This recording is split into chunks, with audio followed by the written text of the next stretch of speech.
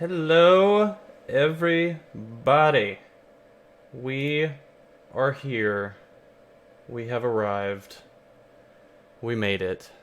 Welcome, everyone, to the second session of Utharian Legends.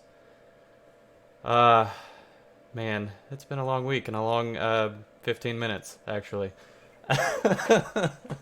uh, but we're here. Strike, if you want to take it away. Yes. So I'm just going to go ahead and give a couple of quick introductions here, and then we are going to go ahead and play our intro video from last week. We are hoping to have something new for you all next session, but we had not enough time to do it this time. So we're just going to go ahead and take care of that. Um, I did just want to go ahead and let folks know that we have an actual sponsor, which is wonderful and terrifying all at the same time. It is a new art application. So everyone has seen all sorts of character builders and the like going around. This is an app that'll let you actually get some artwork for your character that you can customize for yourself and use. So it's a new and up and coming art builder. You can get custom art, so it's perfectly set up for exactly how you want your character to look. You can visit the beneverending.app to design your character. And we've got an exclamation point art command in the chat if you need to get that link. It is beneverending.app. And with that, I think I'll have Nate go ahead and take us over to the video. The world of Utharia is one of balance, where the selfish and selfless are constantly measured on a cosmic scale. A place where law and chaos coexist, and where duality is the pantheon or standard. Our story is set upon the main continent, where dwarves and elves lived along with others for centuries. But only in the last few hundred years have humans made their way here, storm-bedraggled refugees founding a new home, calling it Dawn's Harbor.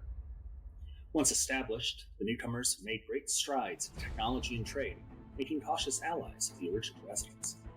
The city has grown by leaps and bounds under the watchful guidance of a wise monarchy that has ruled peacefully for generations, stretching back to the first settlers on the land.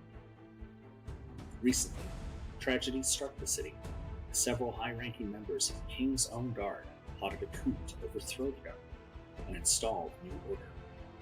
Whispers and rumors reached the ears of the king's family, one of whom was able to get word out to an unlikely heroine, the king's youngest daughter, Calliope. A bard trained by the College of Valor, youngest of 4 siblings, and an itinerant adventurer, she returned to Dawn's Harbor just too late to save most of her family. But assisted by her wife, their cleric and healer Calliope, and their constant companion Palmare, paladin and warrior, the trio were able to slay the traitors and restore order in the city. Shortly thereafter, Queen Calliope began her reign, bringing prosperity yet unknown in the great city to pair with the restoration of peace. 5 years later, a small band of adventurers, known but of much smaller fame than the Queen and her company, returns to the city of Dawn's Harbor following an adventure of their own. And it is there that we shall begin our tale, and watch as it becomes a legend.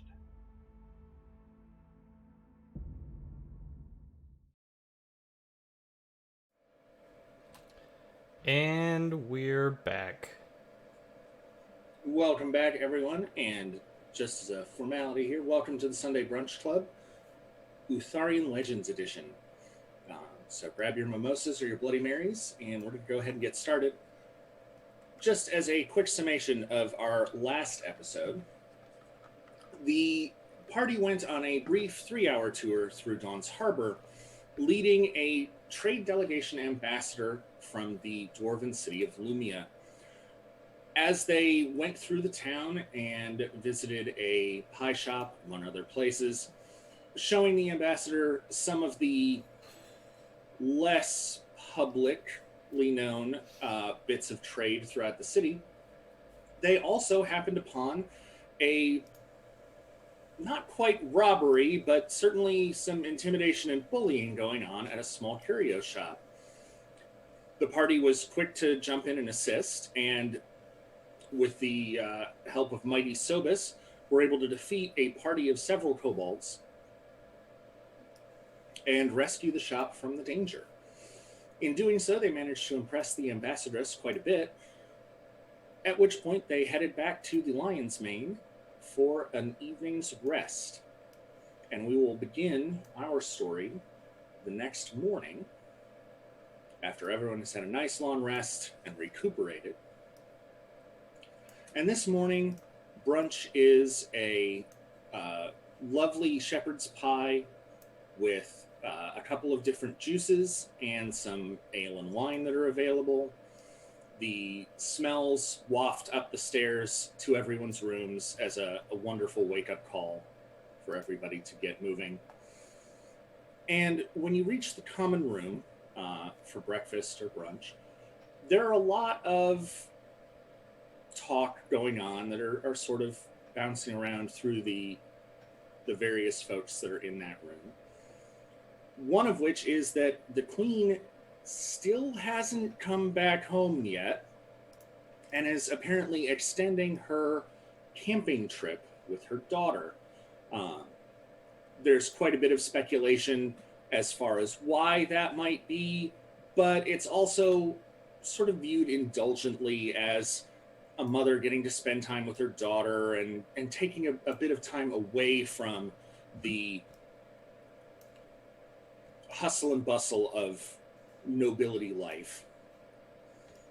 Additionally, some ships have been sighted, and it looks like there will probably be a good 3 or 4 good-sized sailing ships coming into port at some point today. Not everyone has identified all of the flags and everything, but there's probably somebody down on the docks that has a good seeing glass that can let you know who might be coming in. Probably a number of trading ships from the Western Isles. And aside from that, the Elven delegation from Nibiri has arrived and is being settled into the administrative district as normal. So with that, I will let everyone come on down to breakfast.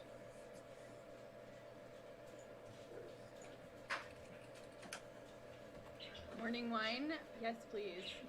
So hungry. I'm gonna see if I can rouse Lunis and see if he will actually come down for breakfast today. Robin kind of half stumbles down the stairs, holding his head, kind of groaning a little bit. Ow! Okay, so, for future reference, barmaids can drink better than me. Let's just say. Who knew? At least in this town. Whew. Never could have predicted that. Sorry, I really thought I had a better tolerance than that, but she showed me where the bar was. Was it a low bar or like a high bar? Oh, she got the bar pretty high. Anyways, Sobi, what are we eating today? Everything. Fair enough. So, Robin kind of plops down in a chair next to Sobis and starts to wave over the nearest server. The gentleman that is serving breakfast this morning will step on over and smile at you all. What can I get everybody? Something My friend very here wants... something Oh, go very ahead. greasy for my friend. And equally greasy for me. Well, we've got the pies coming up. We can also go ahead and get you some bacon, sausage, that sort of thing. Yes, yes, and also yes. All the above. Less grease for me, more on the wine side is good. There's breakfast wine, Mike. Okay. We can certainly get you that. In the And with that, he meantime, will. sorry. In the meantime, Alma is upstairs trying to wake Lunas, banging on his door, threaten to turn him into a walking ice cube if he does not get out in 5 minutes. You just probably hear just tiny, faint, like. Gonna do it. You're gonna be a human ice cube. Just keeps banging on the door.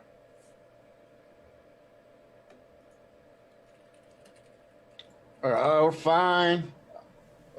I'll be.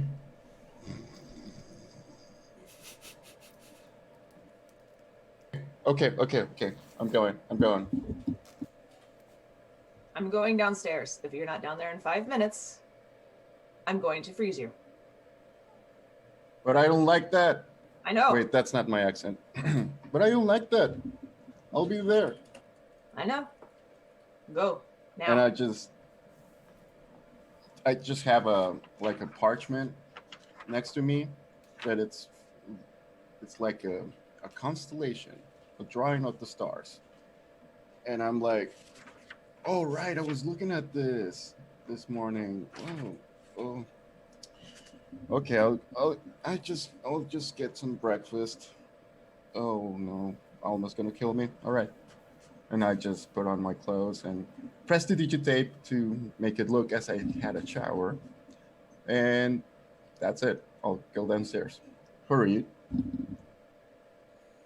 So downstairs, the first set of food is arriving at the table, as everyone knows that Sobis is not the wait for all the food to arrive first sort of fellow. So there's already a couple of heaping plates of bacon, some sausages. It looks like there's a drumstick or two of grouse, all that are herbed and smelling very nice. And there's a couple of hand pie style shepherd's pies with a thick savory crust, wine for Gloriosa, and some juices and a carafe of water. When Alma arrives, she would like to request a hot beverage. We can certainly make that. Would you prefer a cider of some sort, or would you like coffee? And I think we might have some drinking chocolate. A cider would be lovely, thank you. He'll nod and move off to go and get a nice hot spiced cider for Alma. Robin's doing his best to hydrate. He is, nomming on some sausage, but he's also holding his flagon that he's poured some of the water into. He's just hugging it like it's his best friend as he sips on this water. It's never tasted better to him. But he looks up and he goes, oh no. Okay. Cast message. He locks eyes with Trias, or with Gloriosa, and cast message. Glory, I need you to do me a solid here. Real big favor. Just scooch in a little bit closer, and I'm just gonna lay my head down on the table. Anybody asks, my name is John, and I've had a rough night. And with that, Lunas is getting. Good morning, everybody.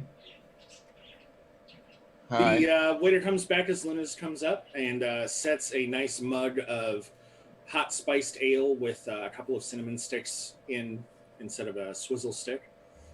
Or almond. Lunas doesn't drink. Well, we do have some drinking chocolate, and we have water and juices. Of course. I'll just take a hot chocolate, please. Of course. Would either of you like anything to eat? Your companions have already gotten some food. I'll just have an apple and a piece of cake. Of course. Whatever you have. I'll have about a quarter of what Drunky McDrunkface is having over there, thanks. Absolutely. And he'll go off and go to fetch the food. I'm gonna kind of scoot into the table and just kind of very lightly pat Robin, and you know, who knew that he was going to be the early riser and not Lunas, I guess. Like, who knew he was going to be the early riser in the group? I was going to ask, when you're feeling a little less rough, Robin, I heard there were some ships coming in, and, like, are those going to be your next victims? Does Sobis have a fight anytime soon? There's at least one delegation, at least one full of sheep. There's always one, there's at least a crew that wants to see a fight.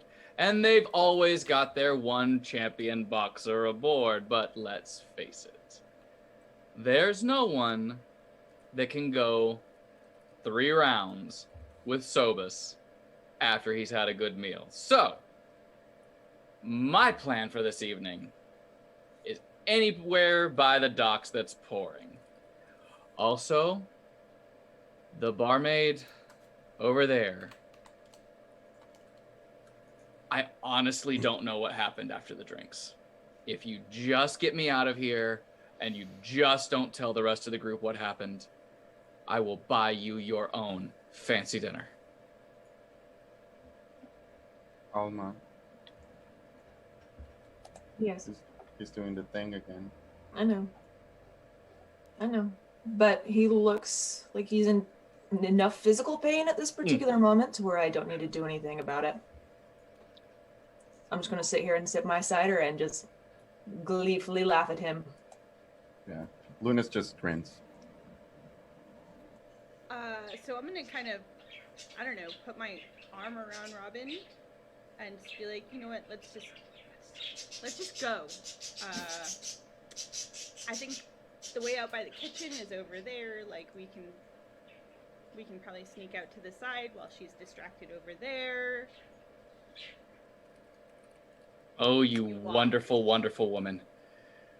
Lead on, dear priestess. But can you walk?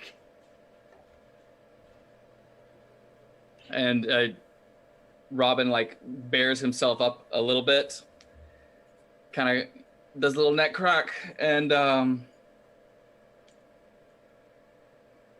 extends his arm to Gloriosa. Like, extends his arm for her to put her hand through, and he's trying to make it look like he's leading her. She's more supporting him. And mouth to the others, like, I'll be right back. Don't let them take my wine. Careful. I wish that I could say that this would be the last time this happens, but it won't. It'll happen again tomorrow, I'm sure. I forgot to tell you. I forgot to tell you. I found a new constellation yesterday. You did? Yes. So, you know how sometimes I go to the roof and just look at the stars and all, and sometimes I fall asleep there. But anyway, it's a new constellation, I think. So, what happened is I was looking at the stars, and I kind of drifted off, and I started hearing like this music, and it went up and down, and the more I tried to remember it, I seem to forget it more, and I really can't tell what it is. And I drew the and I just showed you a parchment that looks like a group of stars, a cluster of stars, but I really don't. I have never seen it, and it's right next to the big pupper. And I'll probably have to go to talk to Archibald, Professor Archibald, sorry, and talk to him at the school. But I think it's a new constellation. Isn't that neat? That's really cool. I'd be interested to see what you find out about that. Yes, I'm really excited about that. And I'll just start munching on my breakfast. Alma's gonna just continue sipping on her cider and just pondering. Have you ever seen it before? I don't know, Strike, have I? Go ahead and give me a history check. First roll.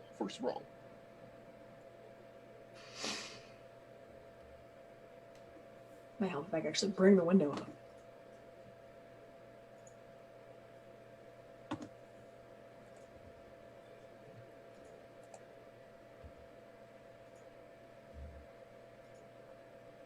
Uh, 15. So with 15, you know that there are definitely different constellations that different cultures have, picked out. The elves identify them a little differently than the dwarves do, and so on. But this doesn't ring a bell for any of the ones that you're familiar with, and you studied at least some astronomy in 3 different cities by now. So No, Lunas, I don't recognize it at all. You very well may be on a new constellation. I'd be interested to see what you find out. As soon as you say that, my eyes go wider and look. You're right. I could name the new constellation. Oh my goodness. It's very, very possible. Oh my stars. And Yeah, yes, those are your stars. Good job. No. I'm proud of you. Very, very observant. I Very was good. just Right. Did you hear that, Sovis? Oh, Sovis is here. Is Sovis here? Yes, I look very confused with food just all over my face. But the stars have always been there. How did you? I'm confused. Why are they yours? They're not my stars. It's just an expression. It's Oh. Yes. Well, congratulations. Thank you. Then I go back to stuffing my face. Same.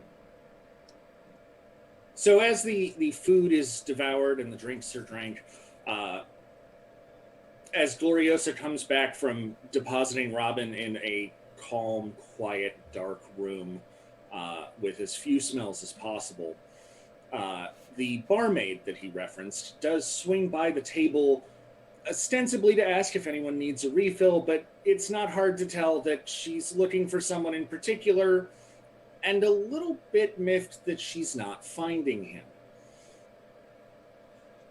But after a quick glance, it's not like he could pretend to be Sobis or anything.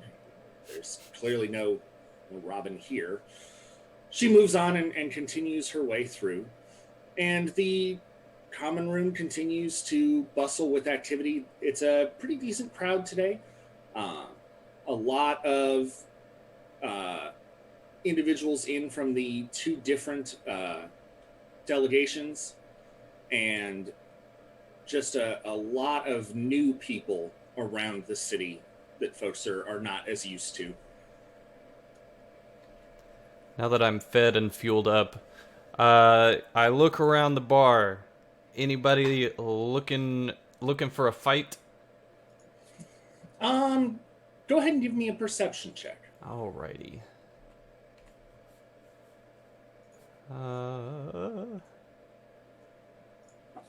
Alma mutters to herself, "Oh boy, Sobis is without his handler." Would I be able to stop him if he happens to succeed this? I mean, you threatened to make Lunez into an ice cube. Maybe freeze his feet? Oh. I also have frostbite, so that at least gives him disadvantage. He might miss. Okay, perception.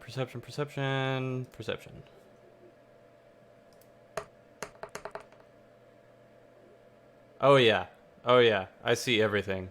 Wow. I can see forever. Natural 20. Sobis has seen the time knife. So as you are looking around the common room, Sobis, most of these folks are here for breakfast as opposed to a fight, because it is still relatively early. But there is a table sort of in a back corner where there are a couple of people that seem to be discussing something in hushed but urgent tones. You're not close enough to really get any words, and even if you could, they're not likely speaking in a language that you do, but there is a dwarf and 2 elves seated at a back table, and whatever they are discussing, they are passionate about it, but they are at least discreet enough not to be yelling. Though it's not hard to tell by their body language that if they were in a position where they could be yelling at each other, they would absolutely be yelling at each other. Love it. I'm going to go over to the fighting pit and sort of just sit as if, like, you know, I'm ready to go. Somebody come at me. Type of stance. Okay. Yep. You definitely get a couple of glances from regulars who are a little surprised that you're in the fighting pit before noon, but it's Sobis. It wouldn't probably be the first time, and it almost certainly won't be the last. So, I mean, and they're not going to go in there and tell you can't be in there. Just gonna start. Robin stumbles out from the loo, having made a poor Constitution saving throw. Made a shift to cast his toxins, and so now is more concerned about making sure that doesn't repeat. More concerned about that than avoiding the barmaid. But he stumbles out, sees Sobis across the room in the fighting pit, and oh, this early? Okay, all right, buddy. All right, let's see what we can do here. And so he starts to walk, a little straighter now, over to where Sobis is, and I'm over there just doing push-ups, getting I'm warmed gonna, up. Channel my inner Robin. I probably don't see him coming in yet, so I'm gonna do my best impression of Robin and be like, I don't know anybody that can beat Sobis. There's just nobody that can do that. Why don't you give me a performance check, Gloriosa? Oh, please. see how on point this Robin impersonation is. Alma's gonna turn her face to Gloriosa and be like, I thought we were in agreement on this, that we weren't going to encourage this first thing in the morning. I thought we were friends. Why have you betrayed me? Mm-hmm. You should have frozen your feet to the floor.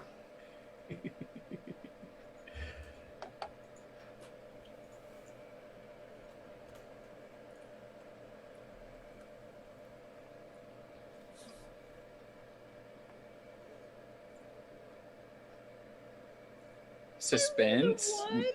A natural. Oh no! Yes. That makes it even more hilarious, though. I'm so proud. So, DM, All that's right, a I total just can't of wait to see the 3. crowd's reaction to this. That's a total of 3.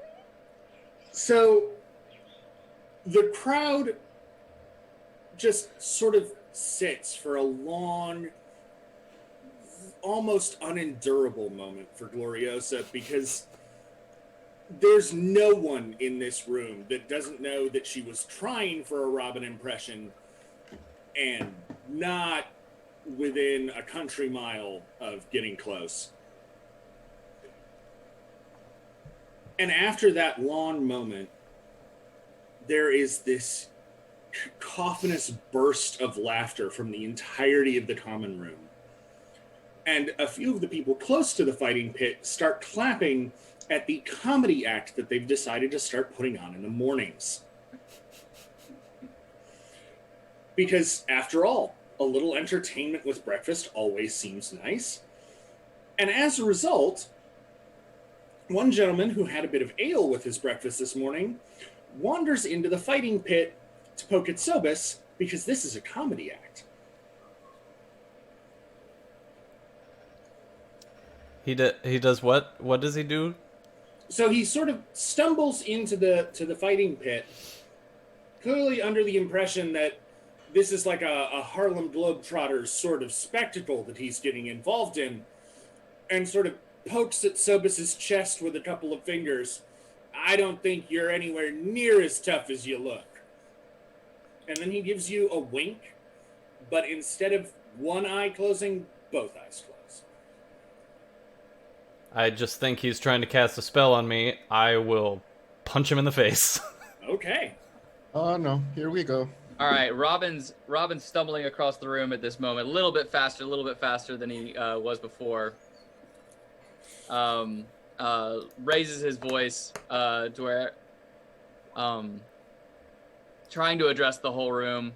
Well, ladies and gentlemen, never a dull moment, is it? Thank you for the.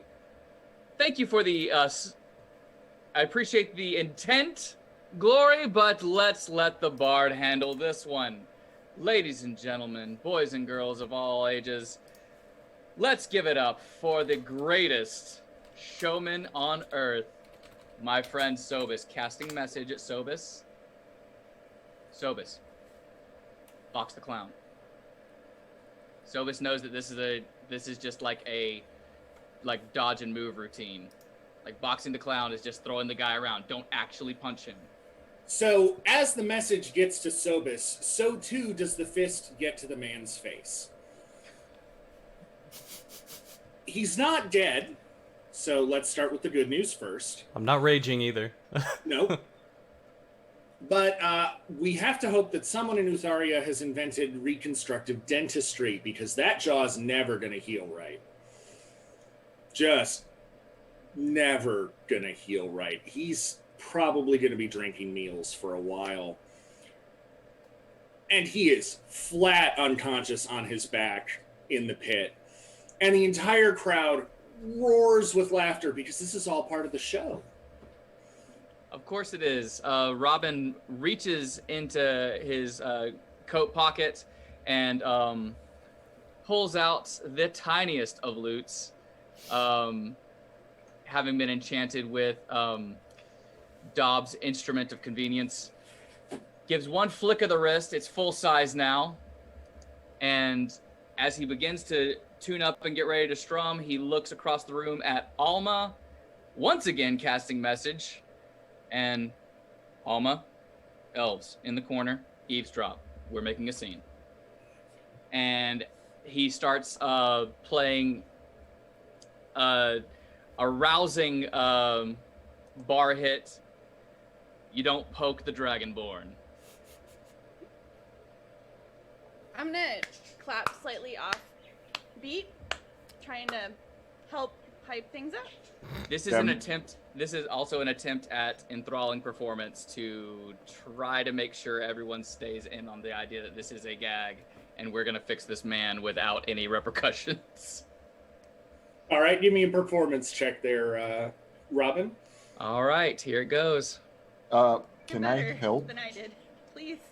Sure, if you make a performance check, Lunez, then you can give him advantage on his roll. Oh yeah, okay. Oh, so I'm gonna roll with advantage So, then? well, as long as he makes his performance check. Woo! Oh, that's an 18. Yep, that'll do. So advantage for Robin. Oh yeah. I'm just gonna prestidigitate like fireworks right beside Nice. you, like different color. All right, that's an 18 for Robin on the Okay. high roll. All right, that will absolutely do. So the crowd starts to clap along more in time with Robin than Gloriosa.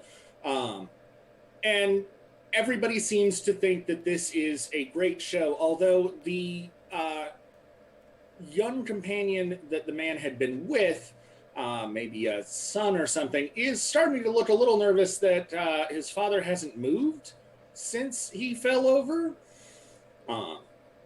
which is something that is starting to worry him. He's not. He doesn't know that anything's wrong, but he figures his father would have like winked at him or something to, let him know that it was still all in fun.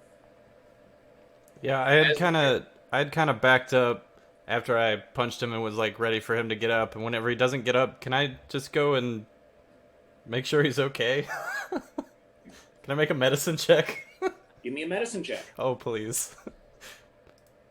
If I've ever wanted a natural 20 more, it would be right now. And Alma, are you gonna go try and eavesdrop on that table? Yes. Give me a stealth check and a perception check. It's not awful.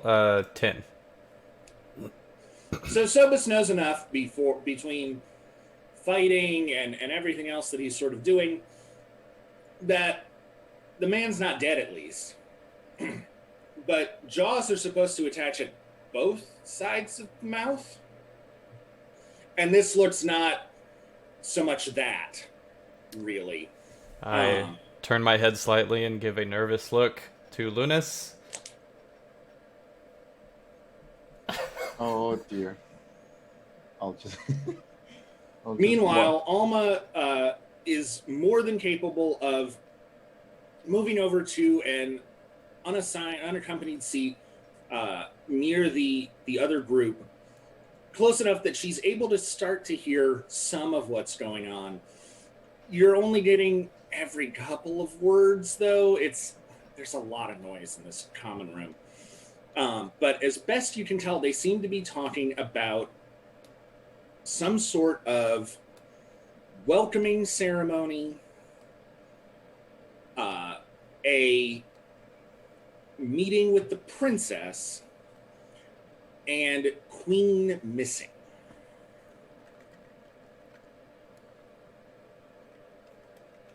That's all I can hear.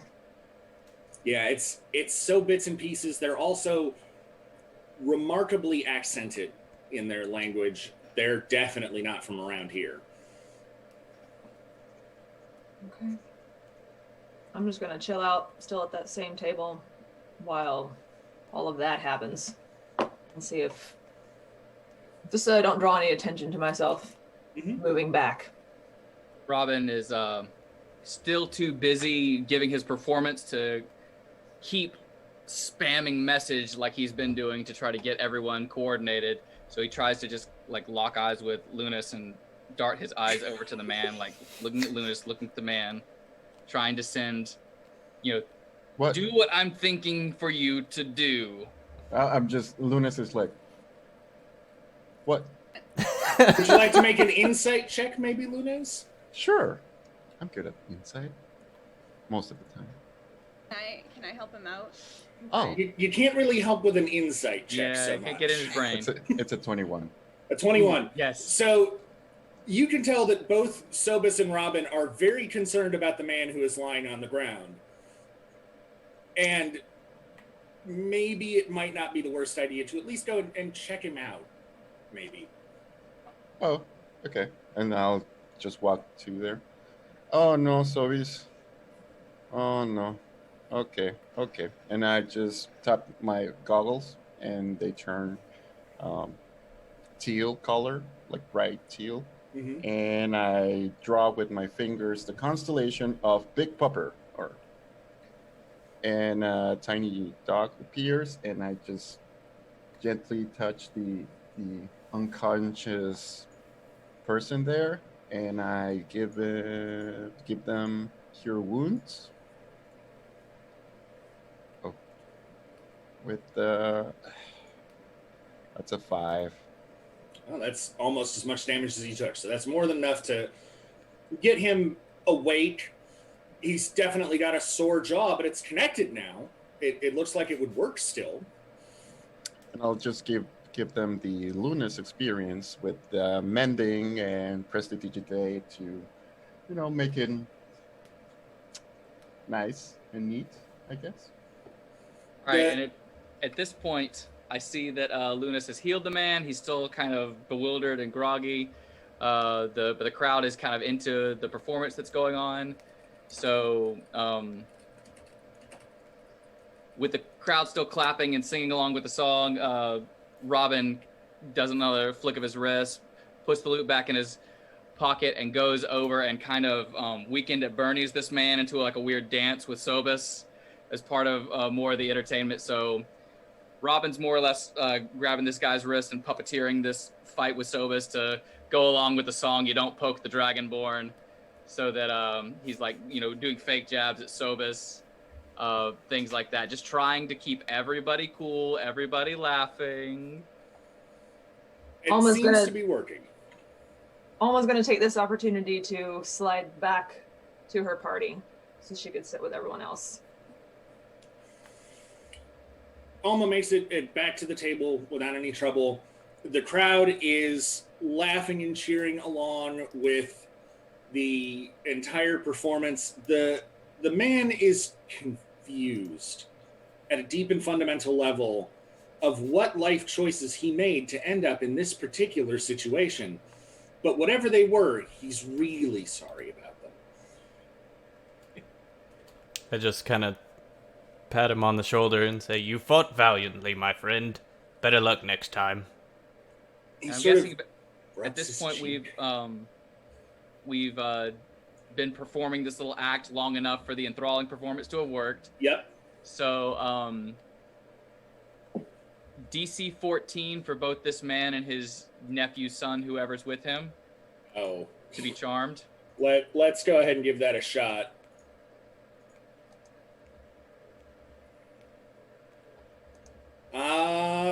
The man rolls a 5, and there's no bonus in the world that helps him that far. The son managed to roll a 13, but doesn't actually have any bonuses, so you managed to get them both. All right, very well. Well, I spin the man around, clap him on his shoulders, and congratulations! You have been the lucky winner of Play with FPS this morning. I slide what basically amounts to a business card in his jacket pocket. This is something you can tell your friends and family for generations. I hand him off to his what was this? His son, his young companion, Son, nephew. son, nephew, his handler for the moment. I hand him off to his relative and say, "Please remember us for any event or job you might have in the future." I kind of shove him off. Sobus, time to go, time to go. And then turn back around. Ladies and gentlemen, we were 5 Point Strike. This was an amazing morning. Thank you all. Love you all. Good day. And Robin starts rushing towards the door, hoping that the party will follow. Fireworks and stuff. Awesome. Yes. Sobus is so confused. Yeah, I'm gonna follow and maybe tug on Sobus's knee or whatever I can reach. Alma will get up and follow the party. Yeah, I'm just gonna walk to Alma and just say, you know, we could have just said no that the first time we met them, we could avoid it all this. Yep, you're right. We could Are we, have. so we have now all gotten outside. We're all back in the street. So you do manage to get out of the inn, although Robin catches a glimpse of the barmaid sort of trying to make her way to the door, but not quite getting there in time. And out you are onto the main street with quite a bit of hustle and bustle this morning. There's 2 different delegations that are in town, and there seem to be a whole lot of locals that are sort of bustling around, and there's a lot of movement towards the docks district, as it looks like even from here you can see the mast of a couple of ships coming in. All right. As soon as we're all out the door and all, away from the inn, Robin spins around and, Sobe, this is why I can't even enjoy one evening. If I'm not there, watching you punch a man? I thought he knew what he was getting into. Alma is going to stand in front of Sobus and look at Robin and say, do not blame him for your poor decisions. Oh, you're right. You're right. You're right. You are his handler. You are who started this. You take responsibility for what you do and do not do, because the rest of us cannot handle him. Absolutely right. You're absolutely right, you amazing frosty tall glass.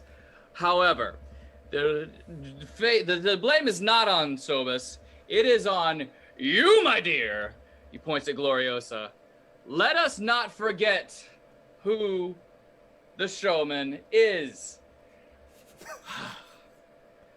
If you whip a crowd into a frenzy, you have to know how to control it, or else this kind of thing happens. No, it totally went fine. It was fine. It was fine. Of course it was. Of course it was. Fine.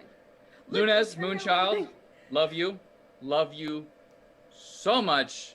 Don't ever stop doing what you're doing. The pupper trick is just the best. Love you too. Alma, tell me you learned a thing. I learned some things. Was not able to get as much information as I wanted because their accents were very, very thick. So they are not from here. All right, out of towners. What's the business? So what I did pick up was they were talking a little bit about a welcoming ceremony, which I imagine may or may not have anything to do with the ships that are coming in, possibly. I couldn't understand. They were also talking about meeting with the princess and the fact that the queen is missing, or queen missing, or something like that. It was very, very difficult to understand, so we're definitely going to have to get some more information. But the fact that the queen's missing is concerning. Yes, a royal in the woods. Again, I have to point out, you guys, that's rife for profit. One royal in the castle, one in the woods, and both want something different. I feel like that's just probably gossip. I mean, everybody's always talking about, like, she can't do anything without people reading into it. Possibly, but the fact that they're out of towners and they're here and talking about it makes me think that maybe no. Should we check?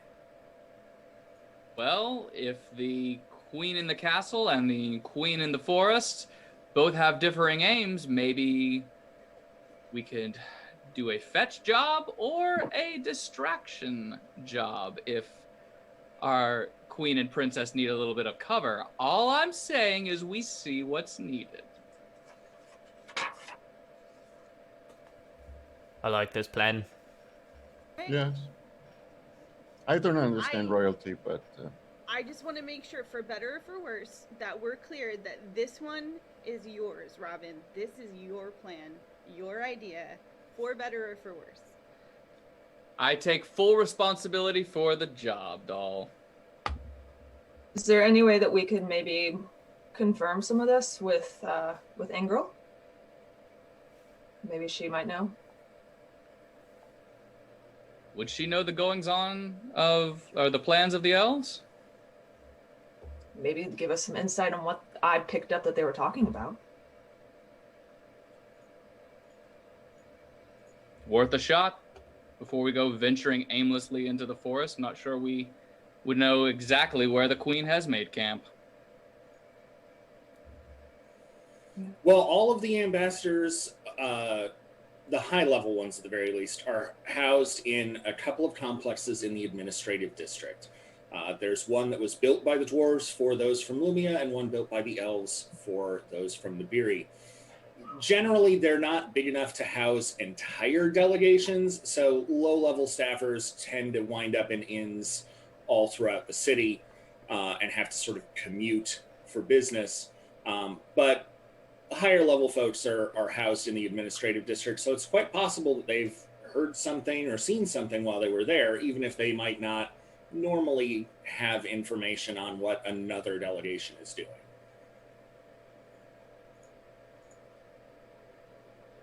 So, safe bet. Check with Ingril, then look for leads on where the errant queen might be. Let's do it. Okay. I didn't think to ask this, Strike. Would she have known where those accents were from or had an idea about? Give me a history check.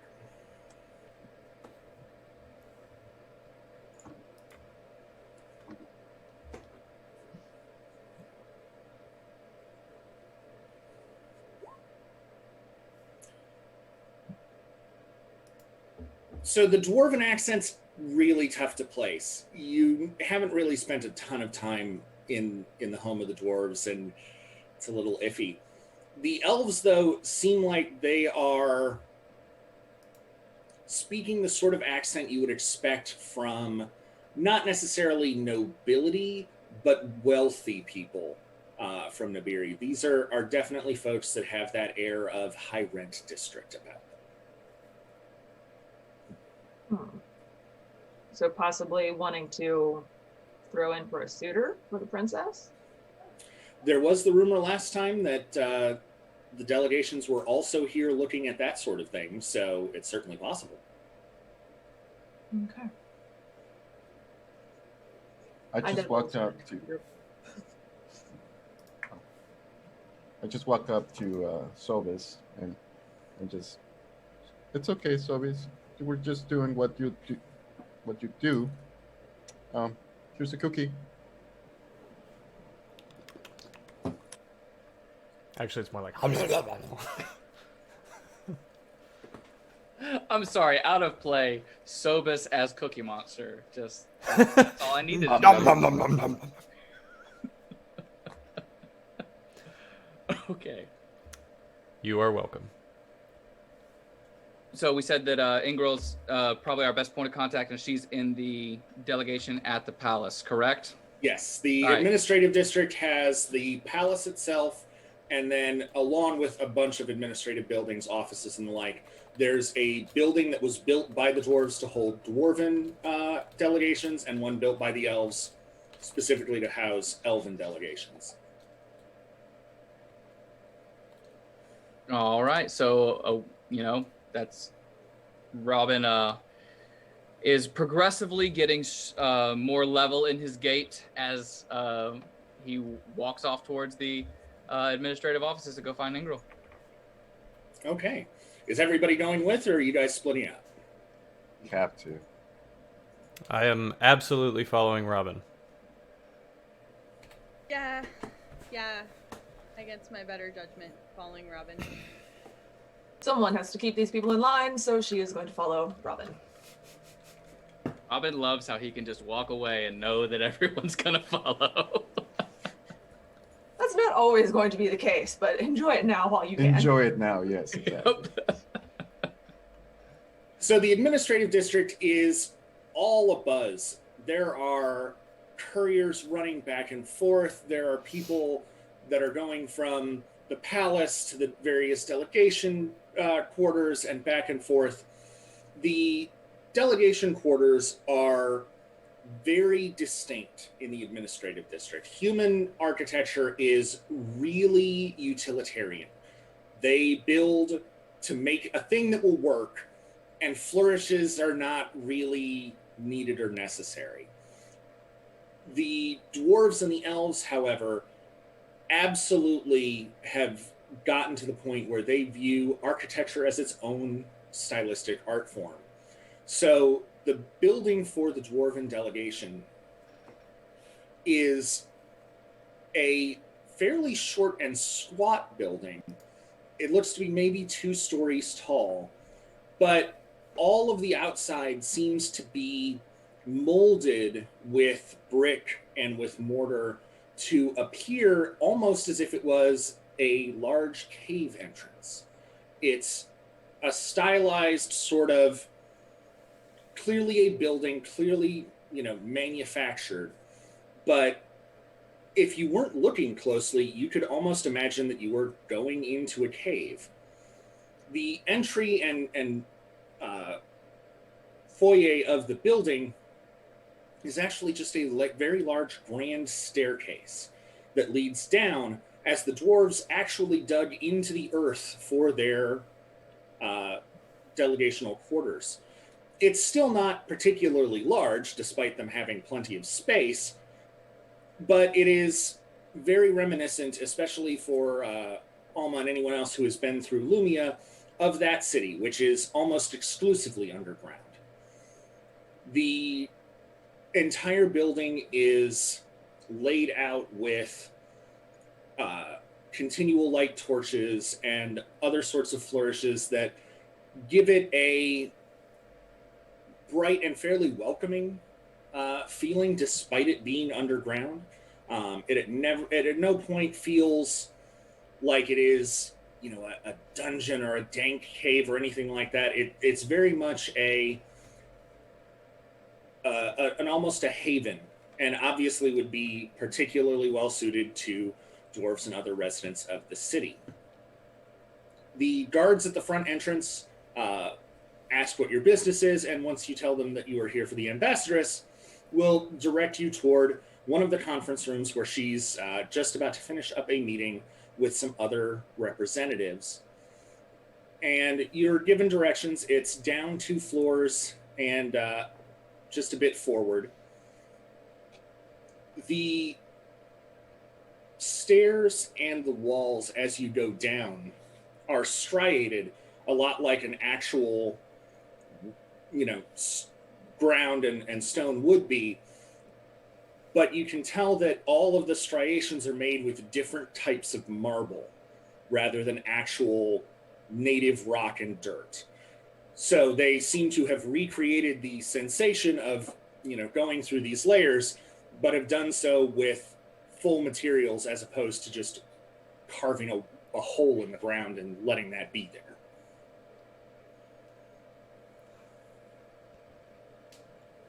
Can Sobis fit in this place? Yes, the entirety of the Understood. building is set up so that it will suit up to a large creature that comes down. So all of you are medium or less, so you'll easily fit. There are actually 2 sets of lights. There's a higher up light so that the roof of the ceiling of the passages is well lit so that nobody feels like they're going to hit their head on anything. So it's a fairly easy walk through, even for somebody Sobis' size.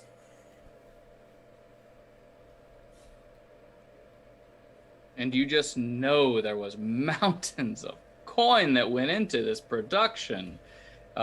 Robin says as he just runs his hand across the wall on their way down. Don't touch anything. Craftsmanship. And is it all about just money, booze, and sex for you? Like, really? You do anything else? Given the day, one would suffice, but if you could have all 3, why would you not? Why do I bother asking? I know the answer to this. I was actually just wondering that. I'm not. Also, I'm not taking, I'm just touching, and while I admire the time and money that went into this, I'm just an admirer of beauty. Mm-hmm. And while you are running your fingers down the wall, did you happen to clean them after you destroyed the bathroom with your post-libation sickness? I'll prestidigitate that. Now they're clean. See there? No harm, no foul. This time. I just turn to both of them and say, "You're tearing this family apart." And keep walking.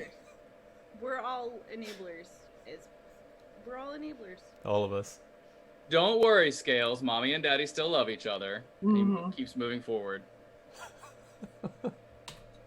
Once you reach the second story and are moving through, there are a number of mostly dwarves, but a few others that are moving through all of the passages, going to different offices and that sort of thing. This level seems to be entirely dedicated to actual administrative work as opposed to living quarters or the like. And at the far end of the hallway, you actually see a double doors closed to a conference room that swing open. And inside there are almost a dozen dwarves, including Ingrel, who are getting up and coming out of the the room and looking in a bit of a foul temper.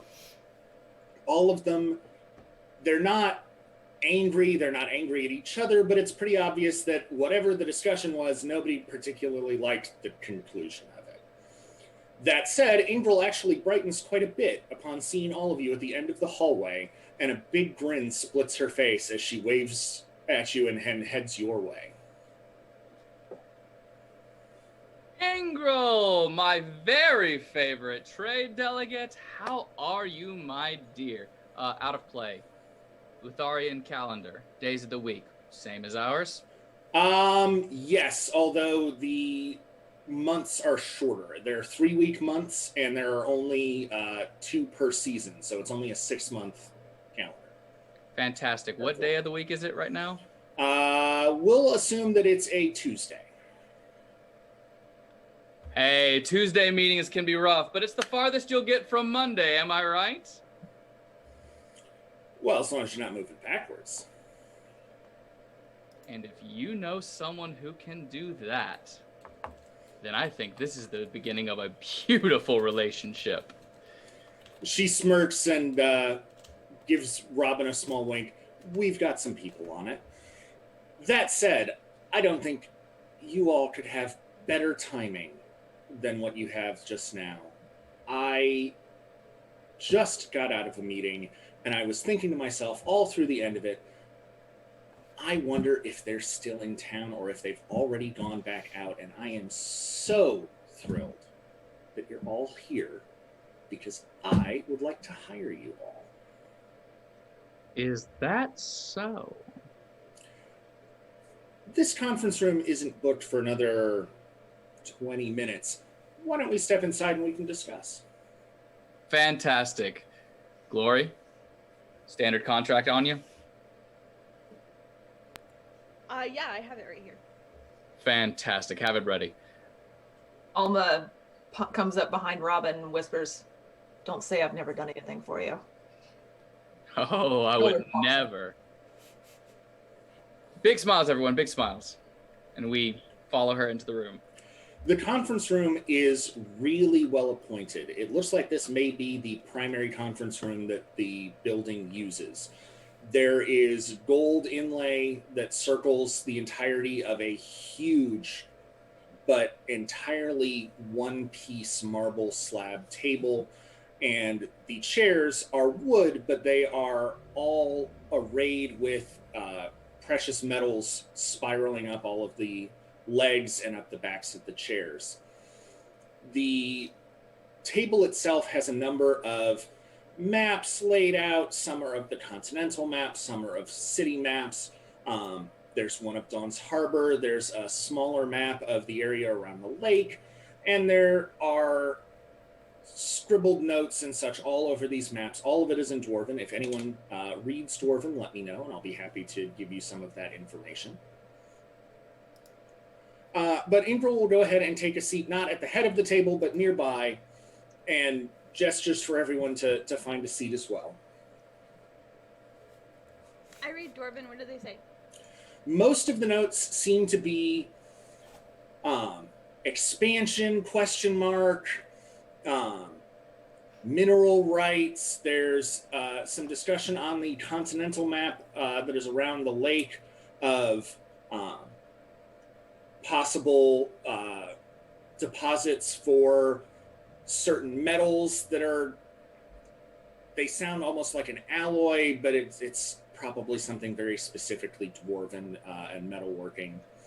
But most of it seems to be around spaces of the continent and the cities, and who owns what and who has control of what on all of these notes. Once everyone takes their seats, Ingril pulls out another map and sort of lays it on top of everyone, on top of everything. And it is a map of the city, but about the northern half of it and up, and specifically of the forest that is north of the river delta itself. I have very little doubt, she says, that all of you have probably heard plenty of rumors going around in the city the last few days about Queen Calliope and her camping trip. She was due to meet with the delegation from Nibiru today, and she was supposed to meet with our delegation yesterday. Queen Consort Calliope is certainly being an elegant distraction, but it's not going to last. And there are quite a few that are really upset that any standing ruler would be that insulting to other major powers on the continent. Obviously, if it were as simple as getting her a message, that would have been done by now. The Queen Consort is a spellcaster of her own right. I have very little doubt that she has methods by which to contact her wife. But for whatever reason, they don't seem to be getting the job done. There is some concern that something has befallen either the queen or the princess while they were out there, and that the queen is either trying to make sure it's taken care of quietly so that no one knows, or that she's not capable of taking care of it. I have a vested interest in both the queen coming back to meet with the delegations, but I also have a vested interest in keeping the peace. And I do not want the citizens of this city or any other city to think for a moment that the rulership here is such that they can be waylaid in a forest and dealt with. There has been so much upheaval in this place in the last decade that honestly, it worries me for how long humanity's great city is going to stand.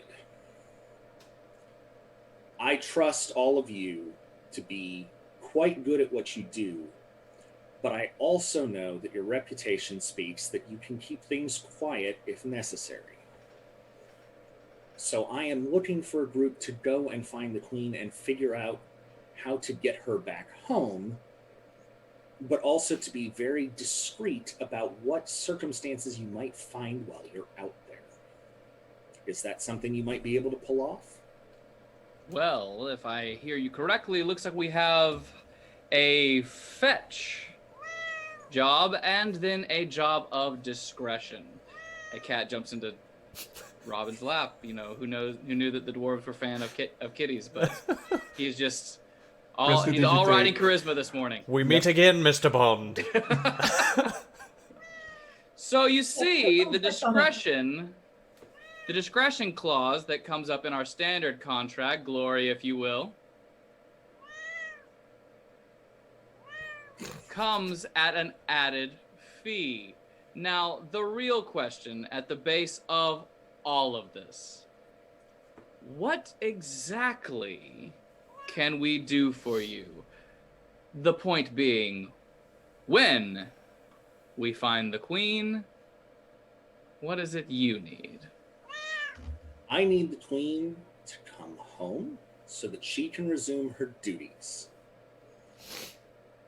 Whether that is with an escort, whether that is quietly through the back of one of the secret entrances into the city, whether that is trussed up on a pole and hauled in against her will, if she's not in the city in the next couple of days, I'm not sure how things are going to turn out. DM, can I tell kind of how forthright this person is being? That would be an insight check. Everyone is more than happy to, more than capable of making an insight check at this point.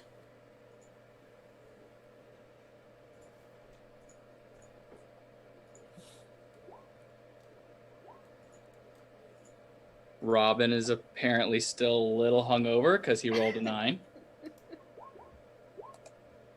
Glorious is having a day. Let's see, we got a natural 1, got a 17. So Lunez and Alma are quite capable of recognizing that there's nothing that she's being dishonest about this, but there's probably at least some ulterior motive for why she wants Dawn's Harbor to remain in a good position. That said, she's honest about wanting it to be stable and peaceful. As far as her mention of trussing up the queen and hauling her in against her will, that seems like more of a hyperbole and a joke than an actual specific request. Well, Robin's going to play off that joke and say, so at best, this is diplomacy, and at worst, it's a kidnapping. So, this is not an easy job, my lady. We'll start with out of play. What would the going rate of a job like this be? Standard. We're probably looking at maybe 100 gold pieces. You're very likely to be done within a day or two, so from a time perspective, it's not particularly taxing, but there's a lot of questions sort of up in the air as far as what you're walking into, which is where a lot more of that cost is going to come in. Very good. So Robin says, well, we'll go with 250 gold to bring the queen back, plus any damages we may incur.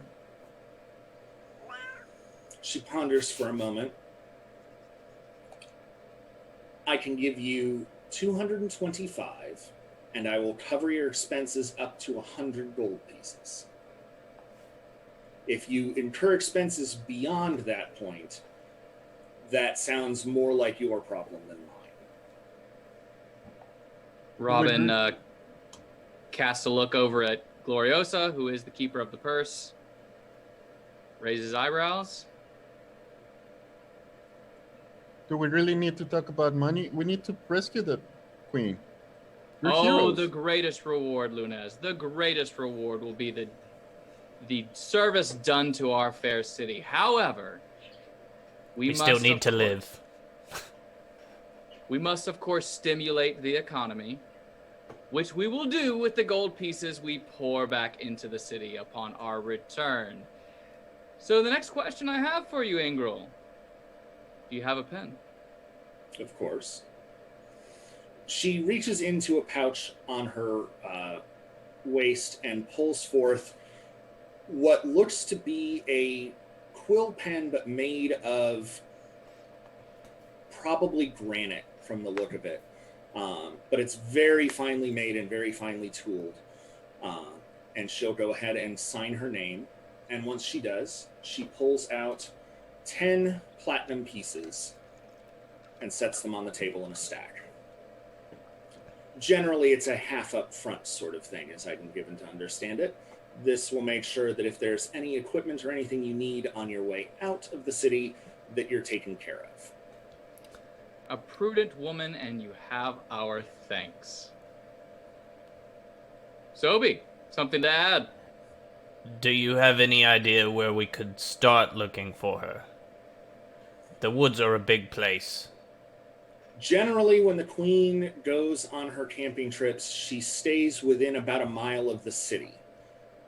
With her daughter, she's generally even more close than that.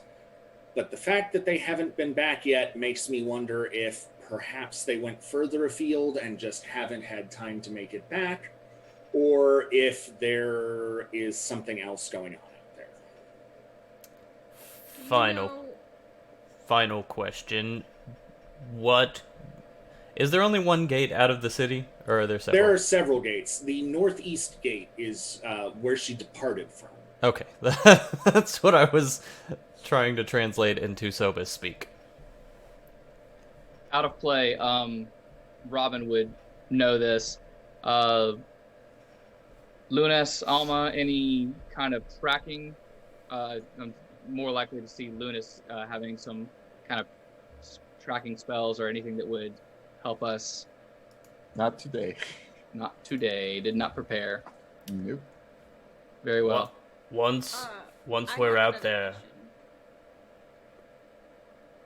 question. what? Go ahead. Do we already know, or I'm asking the ambassador, do you know what search efforts have already been made and where they've already looked? As best I know, no search party has actively been sent, mostly because no one is particularly keen on declaring her missing and sending a search party. That's one of the reasons that I'm so concerned about discretion as far as this goes. That said, the woods are often hunted for game and the like by people in the city, so I can't imagine that wherever they are, they're very close. Right. Don't worry when it comes to tracking, Sobus. I know a guy. Also, I might be able to help with that. I'm actually quite good in the woods. Yeah, don't you remember that time with the goblin? I like that goblin. Oh, I think we all liked that goblin. Sobus maybe a little too much. Yeah, I missed him. Thank you for bringing that back up, though. And I guess we And leave? with that, dear Yep. Ingerl, we will bid you adieu with our heartiest thanks. She We'll be back nods. before sundown tomorrow. Excellent. You can find me here at the embassy. If I'm not here, I'll probably be in the palace. I've got more meetings with delegations than I care to admit. And with that, as we are just about heading... Oh, Here's a cookie. he smiles and takes the cookie. Lunez, you are always such a joy to have in negotiations. Bye.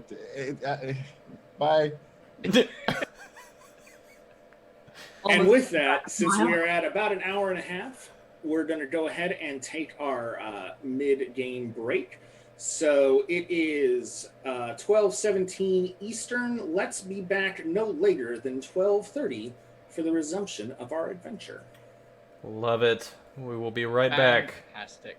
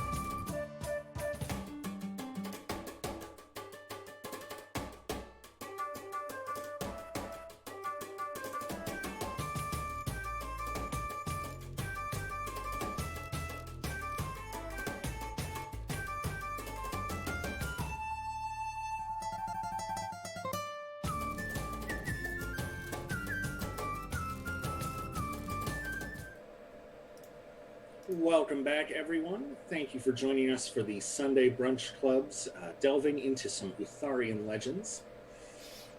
Where we left our endeavoring party before the break was that we had a quick meeting with the ambassador from Lumia, the dwarves, who came and, upon finding out that the party was coming to see her, managed to negotiate a quick contract for the party to go out into the forest and hopefully find the as yet still missing Queen of Dawn's Harbor. The group got a couple of leads and 10 platinum pieces as a down payment, and now are about to embark on whatever preparations they might need before heading out into the forest.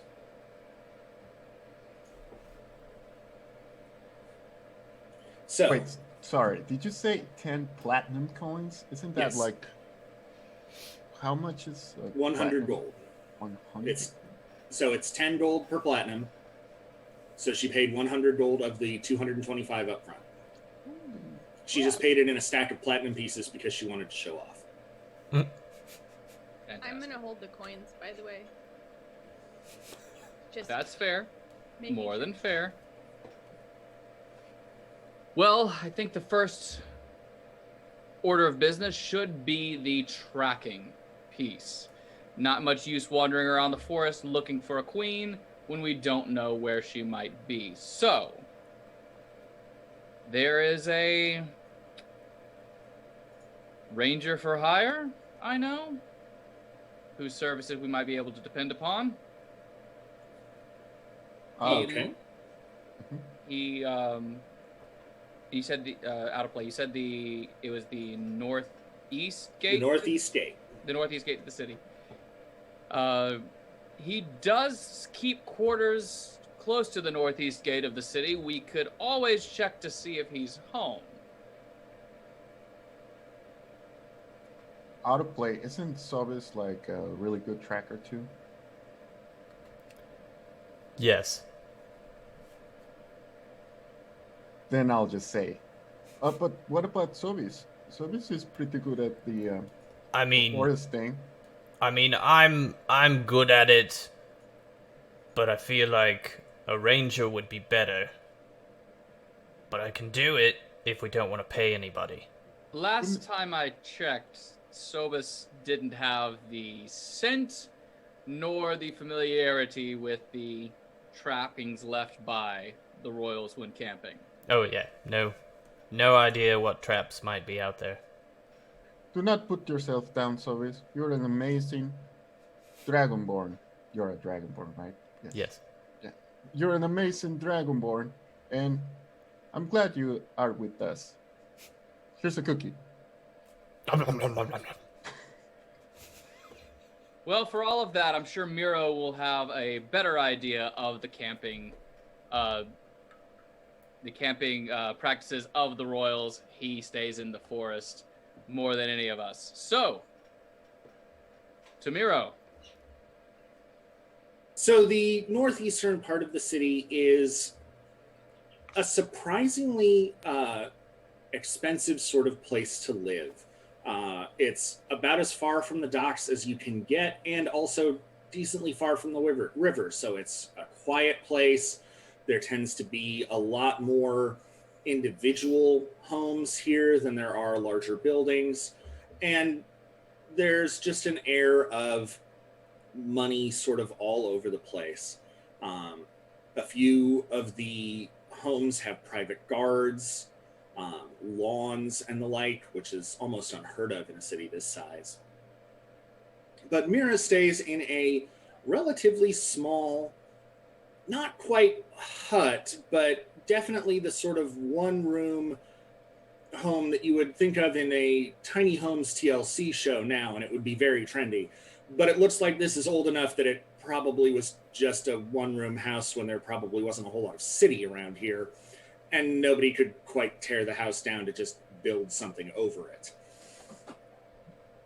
That said, there is a small box just outside of the door and a plaque above it that reads Mira Tracker for Hire.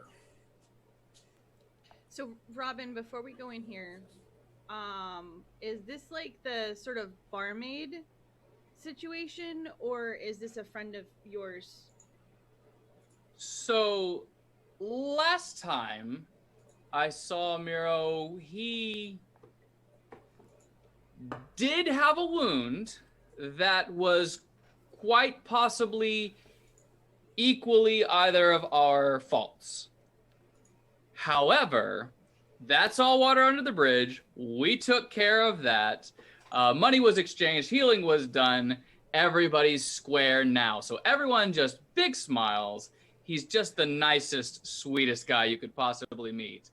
And as he knocks on the door very rapidly before anyone can answer, he looks over his shoulder and he goes, "Oh, and he's got things for elves. All will be nice." Can I make an inside check on Robin? Sure. Oh boy. That seemed a little bit more sketchy than a little bit sketchier than normal. That's a very high level of sketch. Oh. What you hiding, so Robin? through me. What you hiding, Robin? That's a dirty 20.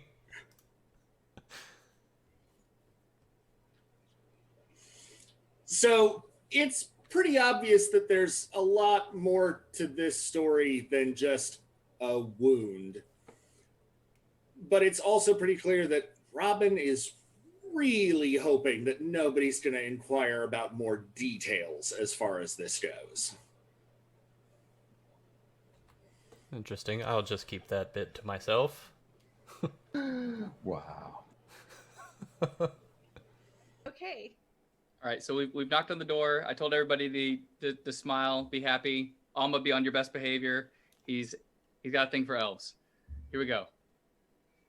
After a long moment, there's some noise behind the door and a shout from a deep male voice that says, "Hold on, I'm coming. I don't know why anyone is here this early."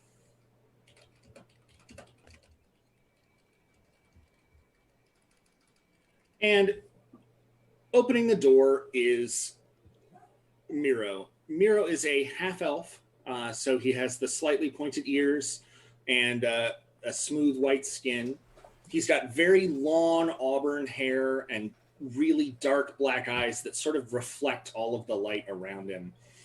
And he's also managed to grow a bit of a beard. Not a huge one, but certainly more than what any normal elf would ever be able to manage. It seems like it's sort of his nod to his human side of heritage. He also has, looks like a scar or maybe a brand on his right hand. And he's wearing a dark brown leather jerkin and some leggings. And he looks at Robin and looks about to slam the door in his face. No, wait, Miro, buddy, Miro. Hear me out, friend. How's the leg? Healed, finally. That's wonderful. You know how it is. These clouds of daggers are difficult to gauge in terms of range, but just a scratch, of course. I don't know if you've met my companions. I'm traveling with quite a crew now. I don't think I have, but I'm assuming that if you've come and knocked on my door with a group, that you need my help with something. Yes. Let's make it fast. Dragonborn, elf, head and shoulders, half-elf and halfling, knees and toes. Let's get to the point. We are hunting a royal. And something tells me you know exactly where they stay. Which royal? You know, that lovely Queen Bard we know. You can't possibly be serious. I can, I am, and I know you are so embarrassed about your last run with the queen, you're not going to say anything about us looking for her. Am I right? As though I'd run in the circles that would care if you'd run after the queen. Can we talk about this inside, please? Somewhere, Sure, come in. please. Thank you. I'm not even going to say I- pardon the mess. You probably hang out with Robin. As we walk in, may I make a perception check? I'm looking all around at everything. Sure. You can also do investigation if you're doing more of a less of a I want to see what I notice and more I want to look through these things. I don't want to touch anything. I want to Okay, yeah, perception remain will do. subtle. So let's do that and roll. Not awesome. 14. It's not bad. This is a very Spartan living existence. There's obviously a table set up that he's doing some fletching on. He's making more arrows, that sort of thing. He's got a small cooking area. He's got what looks like a camping cot, a bedroll sort of thing in one corner. And that's really about it. If he spends a lot of time here, he doesn't do much besides work.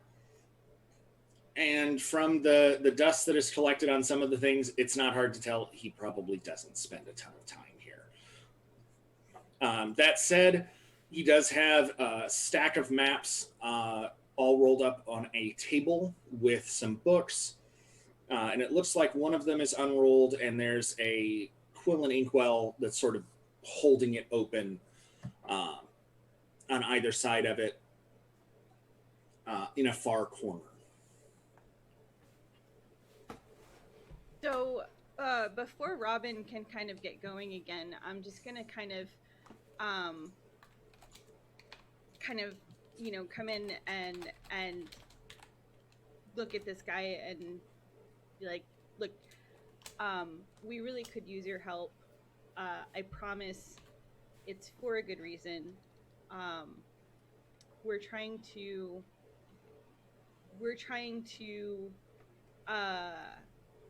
sort of help the leadership of the city, function normally without any hiccups. And we're really trying to, we're not trying to ask you for anything that's not on the up and up. And sorry to wake you up this early, but if you could help us with our tracking, we would really appreciate it. And Lunas is just gonna say, yes, I'm sorry about Robin, that you have to deal with Robin, but we deal with him all day. But here's a cookie. He sort of takes the cookie a little cautiously, Give him 2 cookies. sort of bites into it. 2 cookies. Okay. Yeah. Give the Yeah, give him another cookie. 2 cookies. All right. So I'm going to ask a couple of questions. If you know the answers, this will be a lot easier.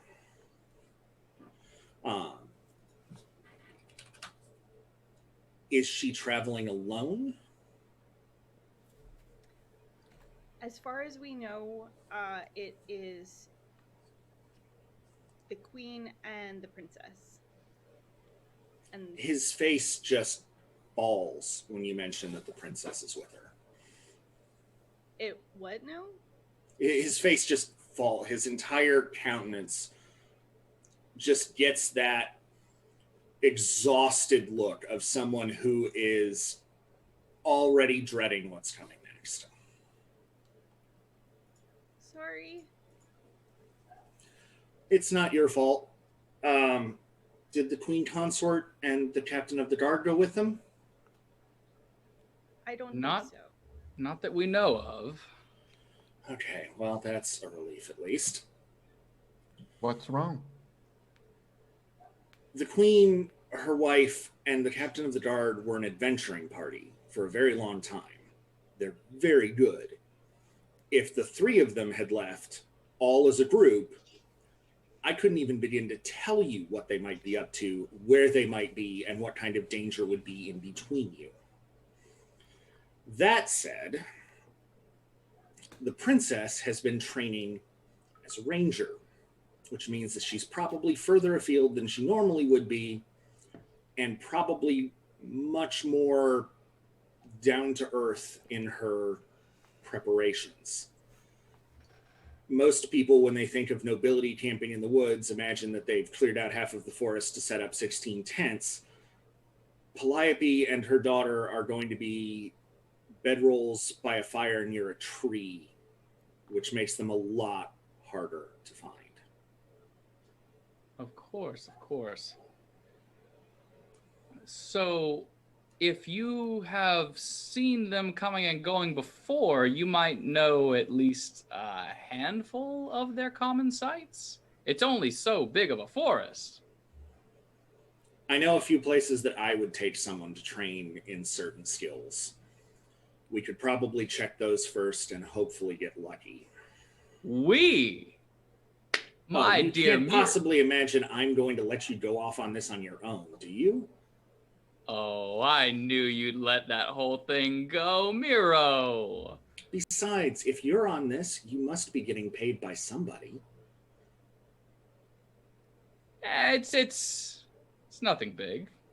It's Well, not a huge score. Not this time.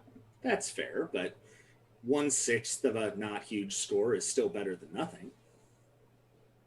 But I mean, I saw a lot of coins there when the queen. Oh no, never mind. Well, I count 5 of you and 1 of me.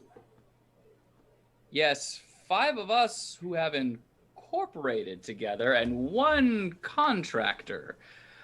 I could think we could do a 10th of a share. A 10th of a share or a 10th of a score? A 10th of the score. A 10th of the score. I'm not going to be tricked that way twice. Of course not, and that's why I absolutely love you, good sir. Alma's gonna chuckle. All right. But you're paying for any healing costs I endure this time. I'm not going to be slayed up for 6 months trying to get my leg to bend. Of course, any healing will be all on us, and he kind of winks over at Lunes. Yeah, I'm good with that. Well, yes, I am. Then Robin points over at Alma and whispers, ask him about his gear. In message, points to Alma, ask him about his gear. Seem interested. I'm gonna roll her eyes at him and hope that there's a point to this. Miro, question. Mm-hmm. What kind of gear do you have? He seems to soften a little bit at the question. Not a ton, but at least a little. And he walks over to the fletching table, and you can tell that even at this point, he's walking with at least a little bit of a limp. It's fairly minor. It doesn't seem to be holding him back any, but it's something that would be noticeable, say, in tracks or the like. He pulls out a stack of arrows, and the feathers on them are unusual. And if anyone would like, you are more than welcome to make a nature check to try and find out what kind of feathers those are.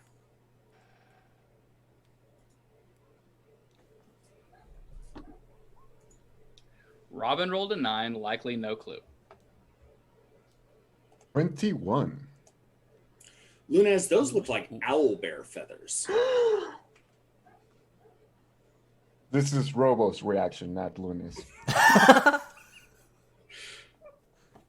You press the owlbear button. Yep, you got it. Okay. Oh wow. Those look like owlbear feathers. What? Look at them. Yes. Look at the size of it. It looks like tiny on the bottom, but super fluffy at the edge. Like, that's all bird feathers, though. tiny and fluffy. How can you But- tell it's an owl? But owlbear? Can I see that, Miro, please? He holds out one of the arrows. And I'll just smell it and like stare at it for a second and be, yes, it's an owlbear.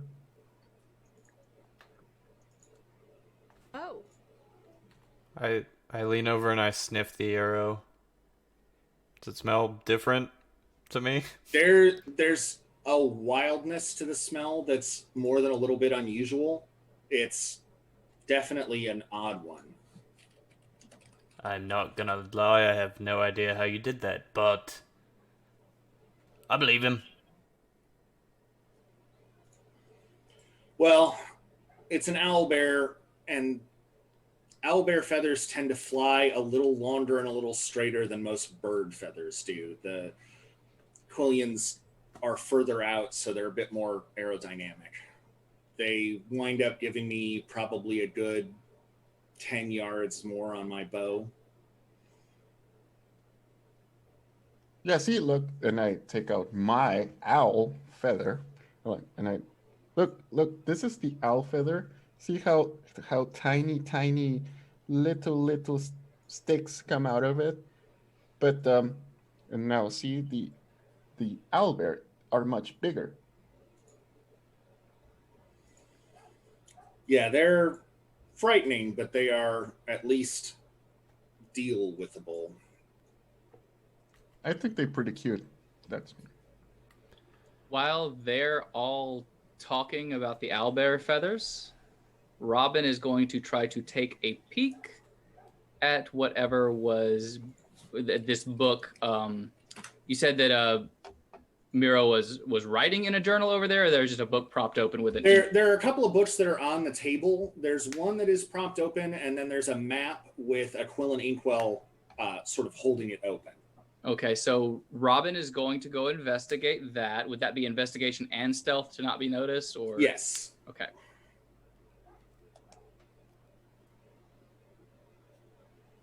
So 16 on the investigation. And then to see if I got noticed on the investigation. Ooh, 9. All right. Well, let's see how he does on his perception check.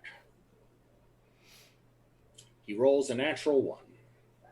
Of course he does. Because he that is sounds about so right. charmed. Yeah, he's paying a lot more attention to Alma than he is to Robin. at least it was somebody else this time. Hey, Robin knows the strengths of his party. It's bound So to happen as- to us all eventually. As Miro is sort of walking through the owlbear feathers and how they adjust some of the fletching of the arrows, over on the table, there are a number of books of what seem to be the history of Dawn's Harbor. These are relatively recent books. Dawn's Harbor's not a terribly old city, but a lot of it is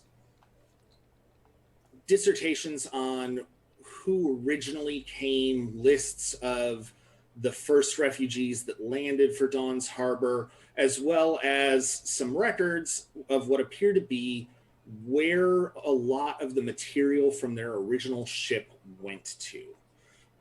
A lot of the early Dawn's Harbor buildings were made from the wood of the ship that they landed with, because they didn't really have a whole lot of other materials. The palace has most of it, but there are a few other buildings in town that have some of that original wood. The temple is another major source of it. And it seems like he's marking on a map of the city where those are. Huh. Interesting.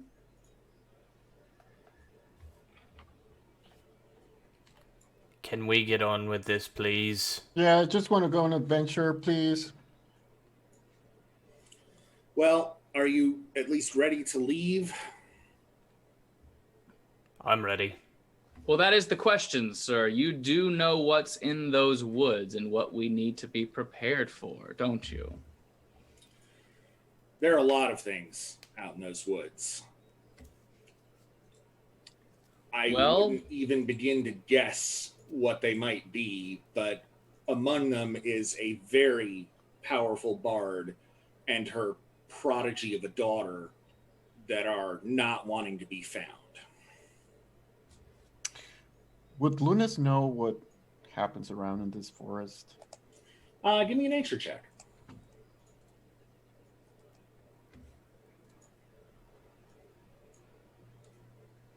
$11. The forest has a really fairly wide variety of both regular animal denizens and a decent number of monsters. Most of the monsters are fairly far from the city. They've more than learned that various and sundry new adventurers and individuals will leave the city and go looking for adventures, and that's how monsters die. So they've pretty much figured out that if they give the city a wide enough berth, really only the dedicated are going to come out and go looking for them. So most of what's near the city are animals that tend to be in and around the city itself. As for the monsters that are out further, it's tough to tell as far as what might be out there. There are rumors of everything from land sharks to displacer beasts and all sorts of other things in between. This is not the Druid lands where I was born. No, the Druid lands are much further northeast from the city. They're almost at the very northern tip of the continent. Okay, got it. Perhaps stocking up on some potions or remedies for any poisons or venom we might come in contact with. Well, I have some anti-venom. We can bring some of that. And he goes over to a cabinet and opens it up and will pull out 6 vials of a dark purple liquid that's just slightly viscous and sort of coats the edges of the glass vial as it moves. And he'll hold one out to each of you. These will negate the poison, but there's only enough for 1 dose each. So try to be careful. Oh, aren't we always? After I take the anti-venom, just be like, I'm gonna go wait outside. And I go outside. I'm gonna go out and wait with Sobus, just to make sure he doesn't. Sobus. He doesn't sow us. Make sure Sobus doesn't pull a Sobus. Once Seems reasonable. I'm out there, can I make a perception check? See if Sure. anybody is watching. Absolutely. Okay. Alma is tired of being ogled, so she's following suit. That's legit. That is a 17 on that perception check. Well then, Miro, I can't thank you enough for your gracious offer to help. So, as soon as you're ready, lead on, my friend. Miro will move around the building and start picking up his things.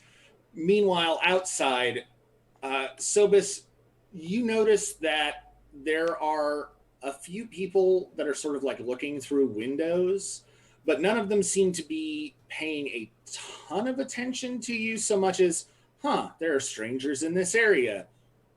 That's unusual. But it seems more neighborhood watch than we're keeping an eye on these people. Gotcha. The nosy neighbors. Yeah.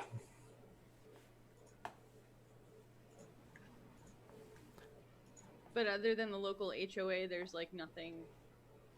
There's not a ton of traffic in this area, even with the Northeast State, as generally this part of town isn't really super well traveled. The Northeast State is really the only attraction in this area. It's all residential and it's all fairly high rent residential. It's not forbidden to be here. There's no law against it, and any citizen can come and go by the Northeast Gate if they want. It's just nobody tends to be super near it, so nobody bothers going through it.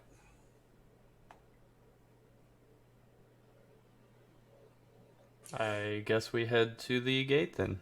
Yep, Miro will step out of the building and sort of hoist his bow and square away at it, and he will head towards the gate, sort of leading the way, and look over his shoulder at everyone. I assume that you're all at least reasonably seasoned fighters. We've seen our fair share of scraps, even though none of us are as good at punching as Leatherhead over here. Well, I've seen him in some of the pit fights. If we run across something particularly nasty out there, it might be worth running. If it's something that has waylaid Queen Calliope, it's probably no small thing to us. Very fair. What is this? What is the meaning of this word running? Oh no. It's what you do when you're trying to get to the food faster. Ah. Speaks Sobis' language. I love it. While we're walking to there, I'm just gonna whisper to, well, not whisper, I'm just gonna talk to Gloriosa and be like, hello, hey Gloriosa, I know you're pretty great with the magical artifacts. I mean, my eyes are here. Stop looking at my goggles, please. So do you know how to build something that allows me to see the stars more closely at night? And it's something that I can carry around. Like a telescope? Yes, sort of like that, but not this big, and something I can carry around.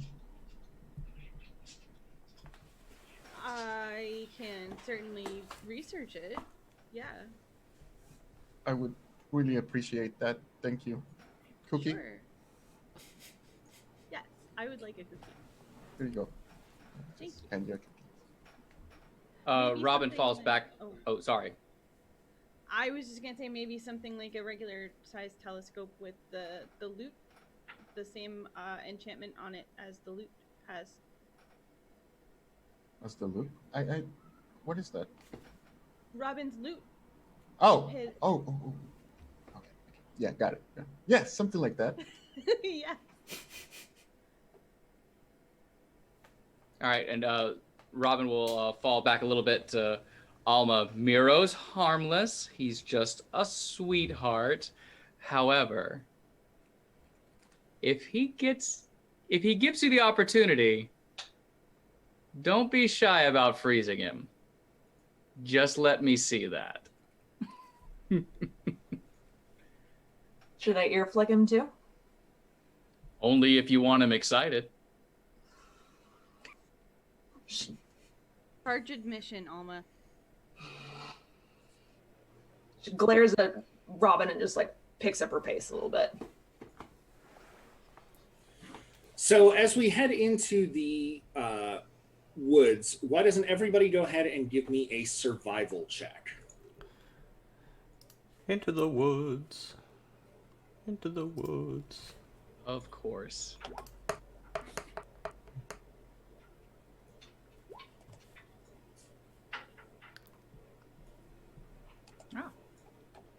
Okay, Nice. somebody needs to explain to me later how to connect D&D Beyond and Roll roll 20. 20, but I rolled a 22. Okay. So did Robin. Sobus rolled a 17. Alma rolled a 12. Okay. So as you guys are moving through the forest,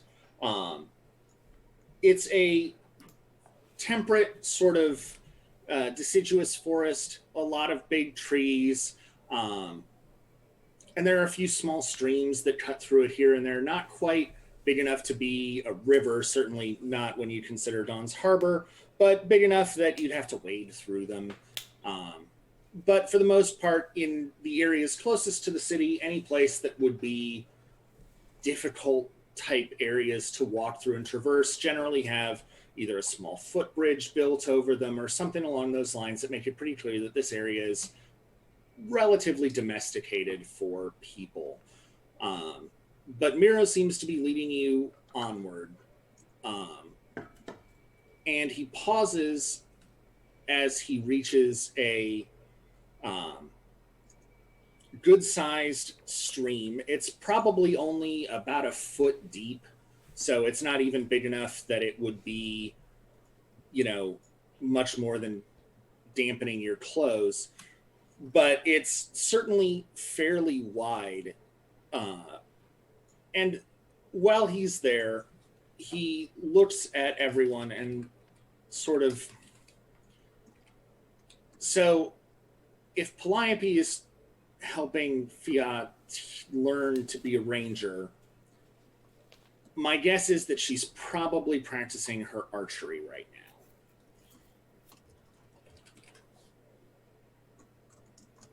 So, given that, my suspicion is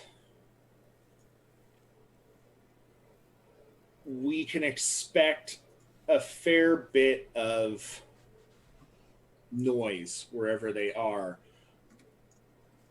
It's not going to be a lot, but it'll be enough to at least confirm that they're there. We're coming up on the biggest stream in this area. There's a clearing just north of it where a lot of people have a habit of practicing archery. There's enough space that has a consistent distance. You can hit trees on the far side. It's where I would go if I were trying to teach someone to shoot. That said, I don't know how much she really needs help in that regard. The princess is a very, very good shot. She used to travel with the queen and her party 3 months out of the year before the insurrection happened.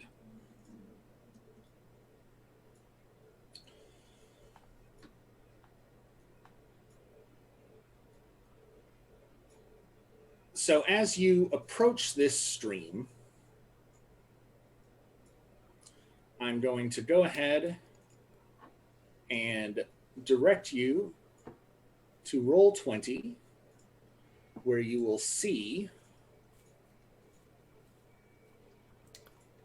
I'm going to try and change overlays. We will see if we have a battle map. We will see. I believe in you. Oh, we have a battle map. Oh, good. Hey! Woot! And I am currently giving you control of your individual tokens, which you'll find at the south end of the map. Very good. Yay. These are the same icons that you've got in D&D Beyond, so it should be relatively easy to spot. Miro being the one to the north, almost at the edge of the stream itself. Very, very good. If everyone would like to give me perception checks.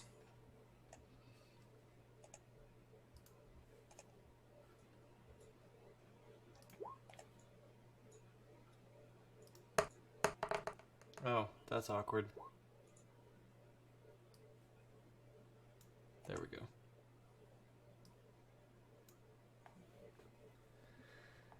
$13.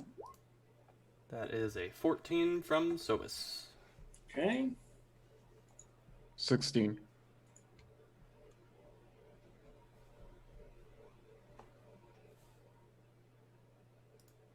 Woof.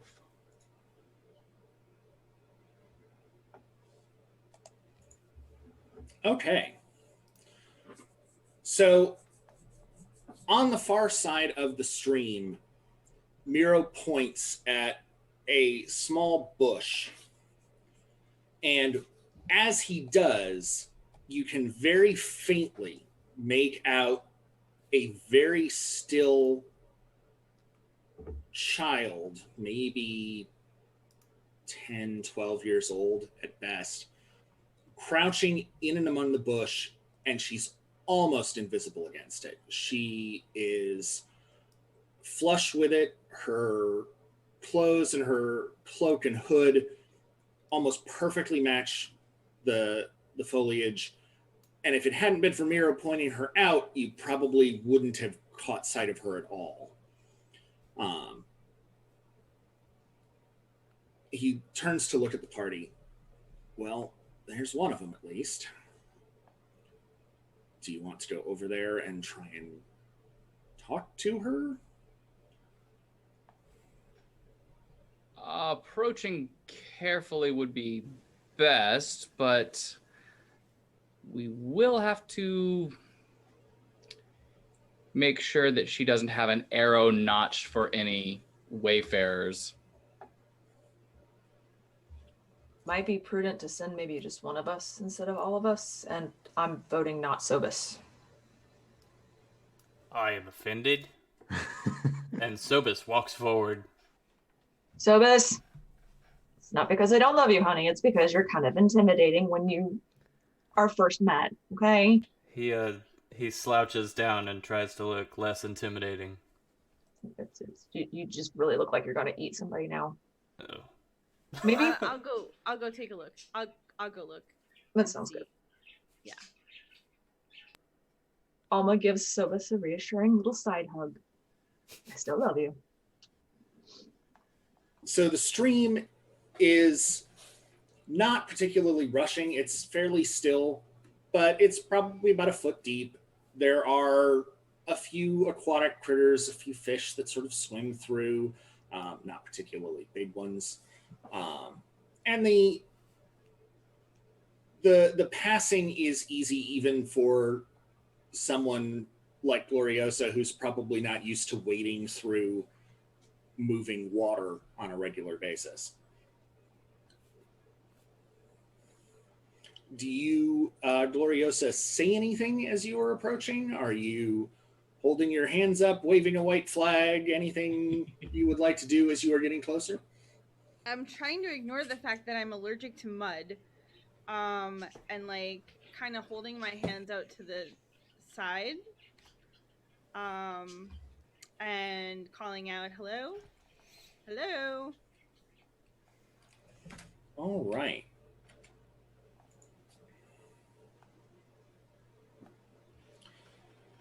Let's see. The princess turns and looks in your direction. Give me an insight check.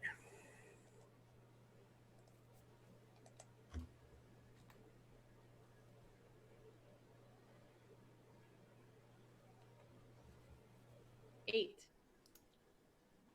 It seems like she's waving you over. She's got a bow and an arrow knocked, but she's not pointing it at you. Okay. I'm gonna splash on over to her. All right, go ahead and move your token to the other side of the stream.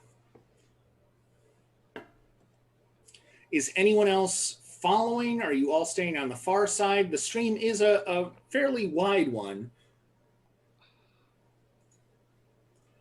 It's about 50 feet across. 50 feet across. I'm totally going. Can we hitch a ride on top of Sobus's shoulders? I'll put Alma on my shoulders. That was an option? I'm sorry you didn't think of it. You didn't think to ask. All right, so if everyone wants to go ahead and move your tokens to roughly where you would want to be. Okay, so here's a question for the DM. I'm looking at, I can cast a floating disc. Yes. Would that help me out crossing over the river? It should. I believe it'll be enough to hold up your weight. Let me double check. Yeah, it says up to 500 pounds. I'm guessing I'm not even that close. Yeah, you should not weigh 500 pounds. It can move across uneven terrain, up or down stairs, slopes, and the like, but it can't cross an elevation change of 10 feet or more. Okay, yeah, you're definitely within 10 feet. So yeah, you shouldn't have any trouble at all. All right, so I'll cast that as a ritual, and it's gonna be I'll start drawing a table mountain. It's Okay. one of a constellation, and out of the it starts forming like this tiny floating disc, and I'll just hop in and sit Okay. on it. And bye, Sort of, folks. and ride it across the stream. Yep. All right, go Nice. ahead and place your marker over where you would like it. How very Magneto of you.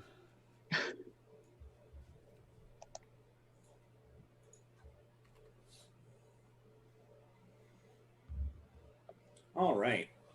Robin has moved to one of the rocks midstream, just to kind of stand at a distance. Okay.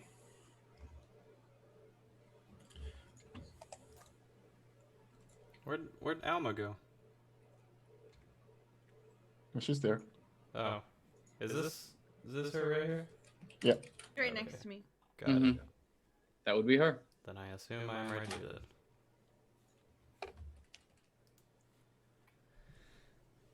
All right. So real quick, just so that we've got everything on the up and up, if everyone would go ahead and roll me initiative, please. But what? But why? What? Okay. Just in case. Well, Panic. Gloriosa Panic. did roll really poorly on that insight, so she might be misreading the vibe off the princess. I never do that. You never How misread the dare vibe. you. Yes. Nice.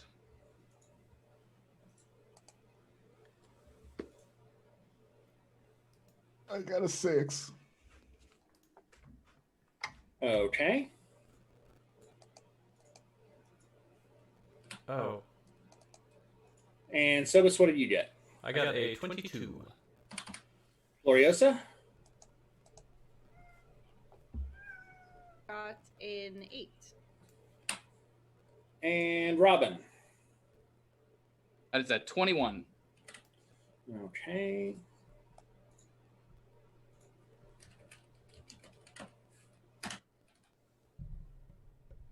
All right.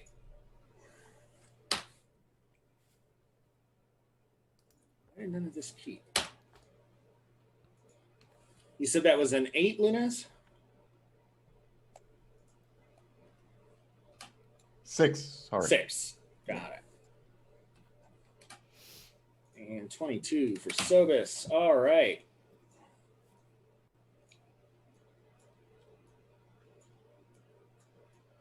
Well, on the plus side, all of you outpaced the thing that may or may not be there.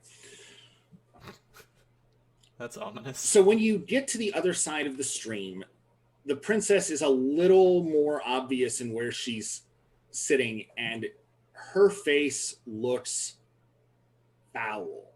She looks angry. And after a moment, she looks around. I told you to stay there. And she's looking at Gloriosa. Sorry. I'm gonna duck down. You're gonna let the spiders know we're here. Sorry, what? Gonna let the what now? Pardon?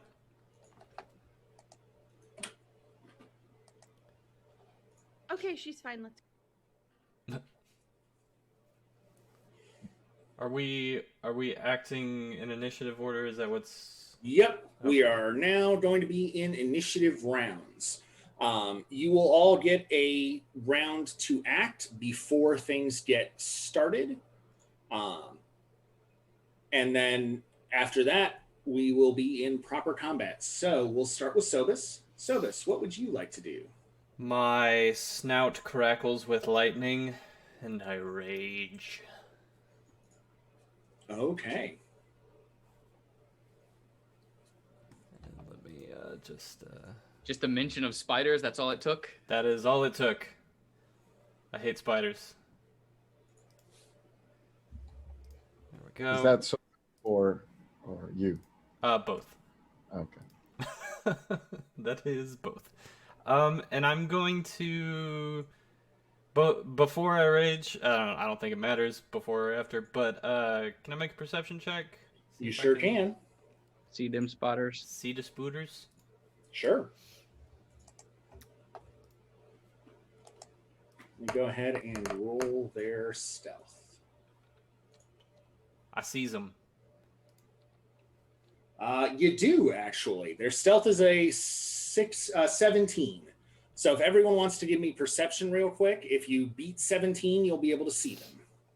Alrighty.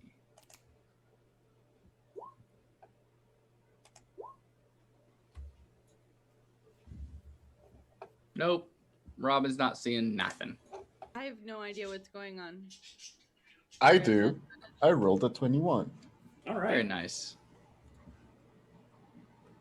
So Sobis and Lunas, you both can see in the trees surrounding this little clearing what look to be 3 large spiders. So I'm not talking large like, oh, these are like 1.5 inches across. I'm talking large size. They take up a 10 by 10 square. These spiders are blue mostly with white legs and seem to be almost see-through.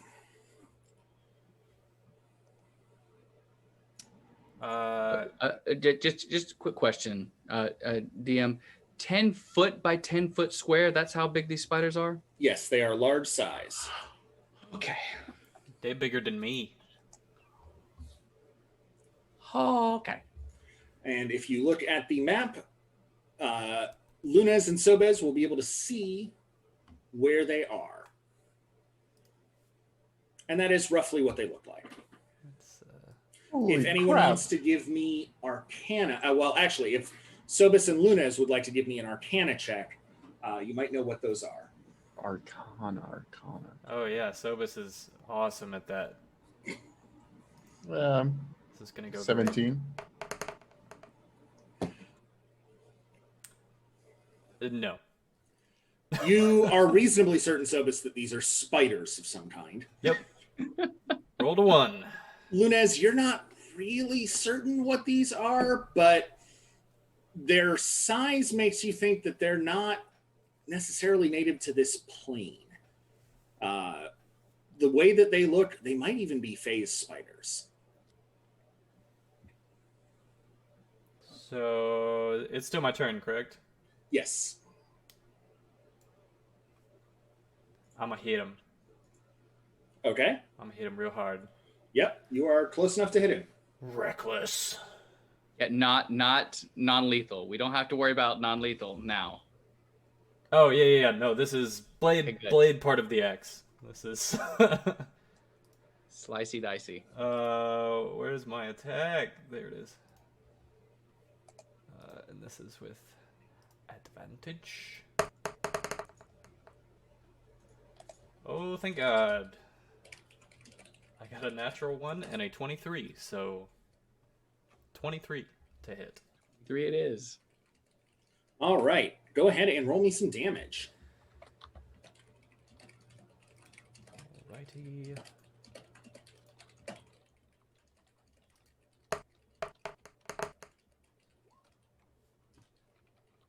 Well, that was very underwhelming. 9 total damage. Okay. Well, that's a fair bit of damage there. How is That's that not nothing.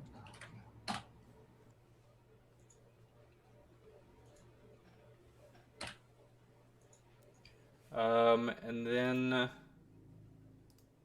think that's all I can do. I don't think I have anything else I can. Yep, that is all I can do. Okay. I'm gonna growl at it. Robin. Well, I don't know what Sobis just. I guess when I see So Sobis, once Sobis fling- strikes, the spiders become obvious to all of you. Okay, so all spiders so are if- in sight now. All spiders are going to be in sight, and if you have an Arcana, you can go ahead and toss it out. I will.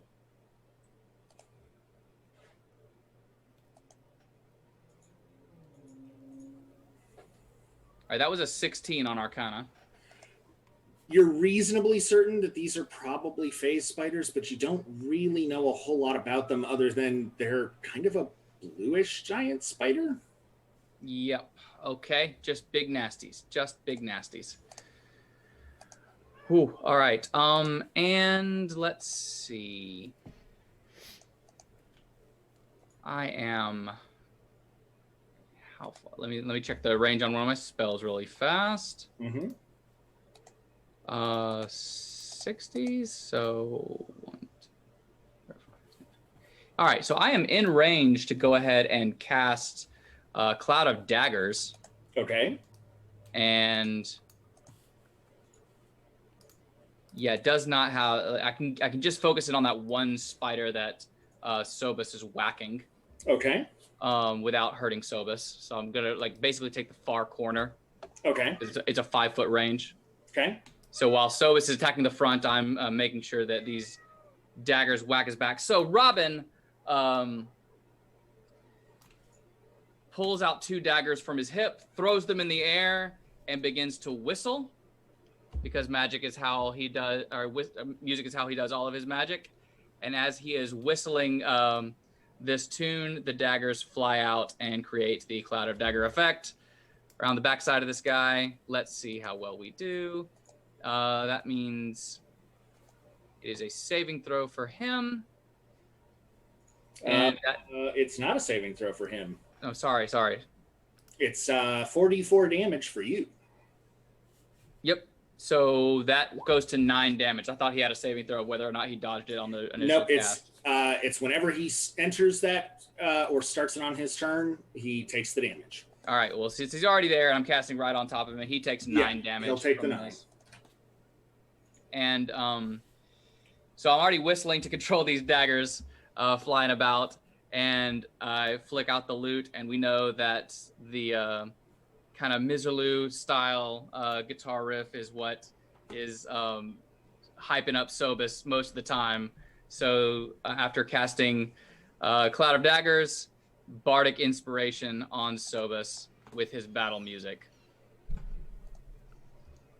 This is my jam! All right. The princess is up next. Fia is just turning 12 years old.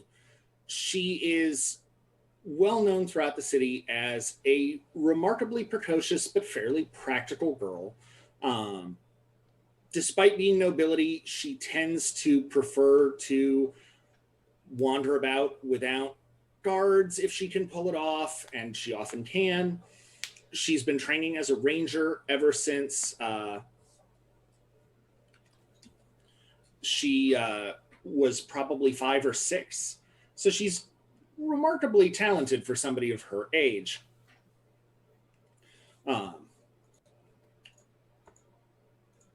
She looks at all of you, and especially at Sobus swinging at the spider.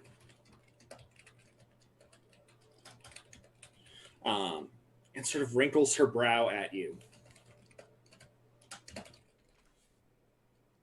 She shakes her head, sighs, and sort of rolls herself over towards Lunez and will fire her bow at the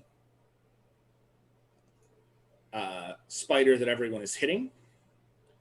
She will miss. The arrow lodges itself into the tree by the spider, and she curses in Elvish.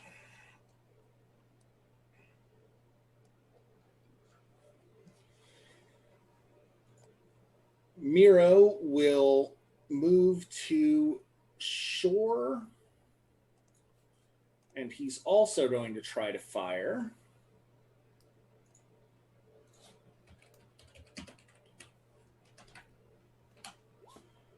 And he'll actually hit for 5 points of damage as his arrow finds its way. Is he hitting this one? The one that we're He's all hitting the same one that everybody's hitting. Okay.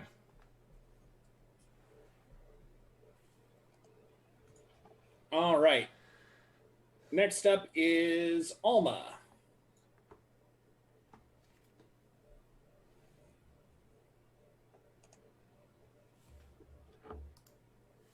Out of game. He hit the.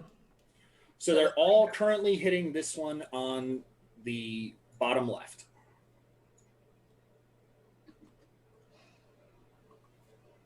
I can tell them about the. You can shout it out now, yes. Yeah. So you guys, these are phase spiders. So they can switch between material and ethereal planes. That doesn't seem fair at all. So it's a good thing you get magic people with you. Okay, so I'm going to move, I think.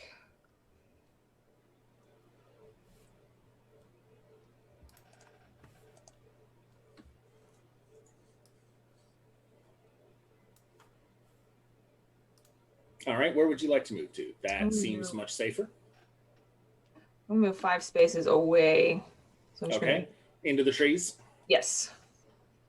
Okay. To the trees. And would you like to cast anything? Yes, let's see here.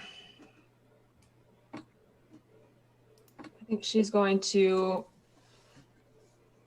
cast Frostbite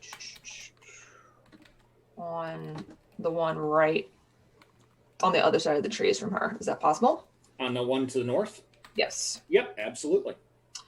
Okay. So Alma says Ephraim and conjures a ball in her hands like she's activating a crystal ball. It is a cyan color and leaves a little bit of frost on her fingertips. And then she throws it from her hip at the spider. Okay. And that one is a roll to damage, yes? Yes. Okay.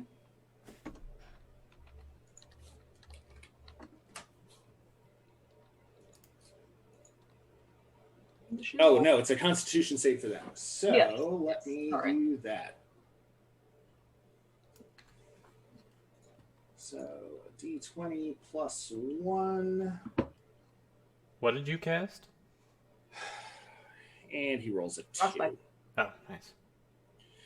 So the ball of ice travels across and strikes the northern spider, and it sort of screeches as it takes the damage, and it seems to slow down just a little bit as the ice sort of crackles around all of its feet, and the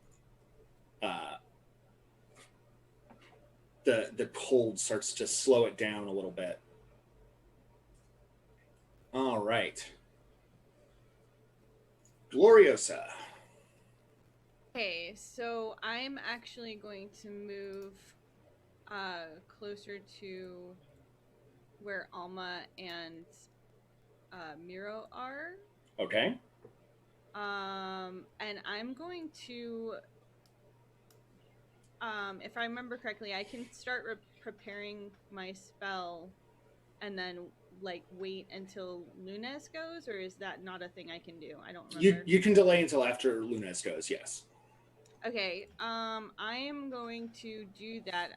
So you'll see Gloriosa sort of start to spin out like a marble. It's frostbite, so I'm preparing frostbite as well. I'm not copying you, I did it first.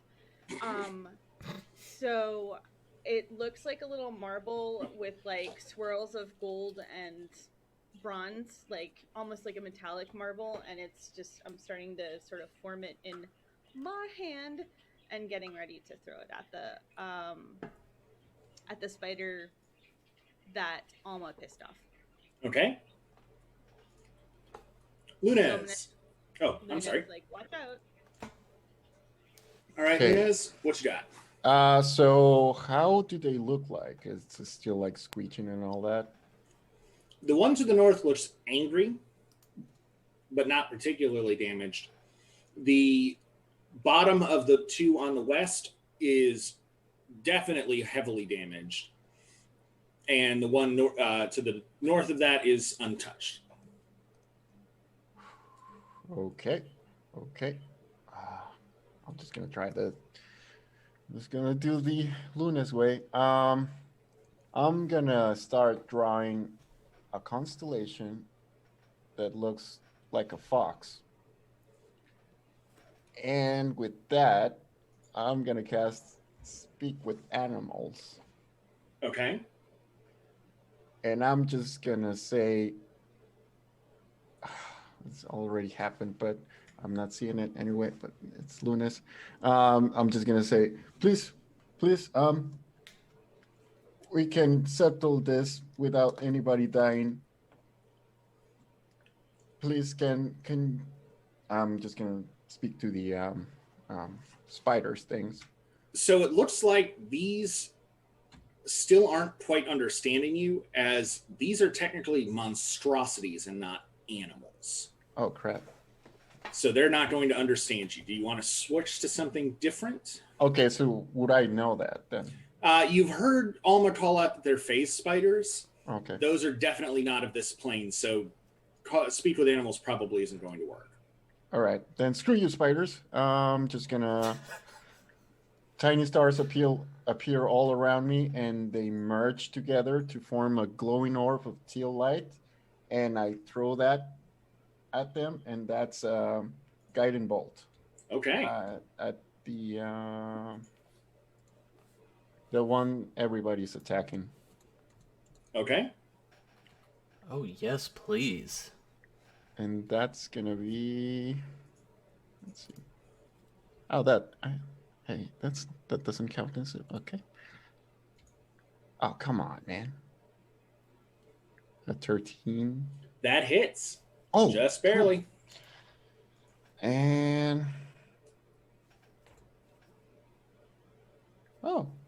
a 15. 15 of radiant damage. The spider is struck by the bolt, and it seems like the light of the guiding bolt enters into its abdomen and starts to glow brighter and brighter until the spider just bursts from it. As it does, the remaining two spiders screech with an inhuman anger that echoes in the clearing.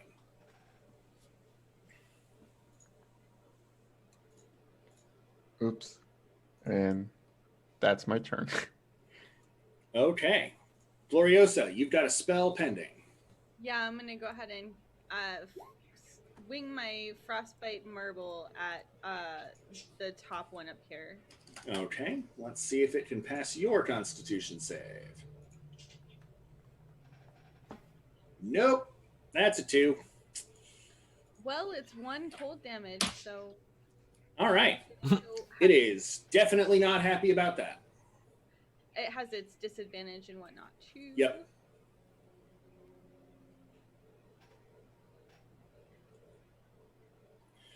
All right, and now it is the spider's turn.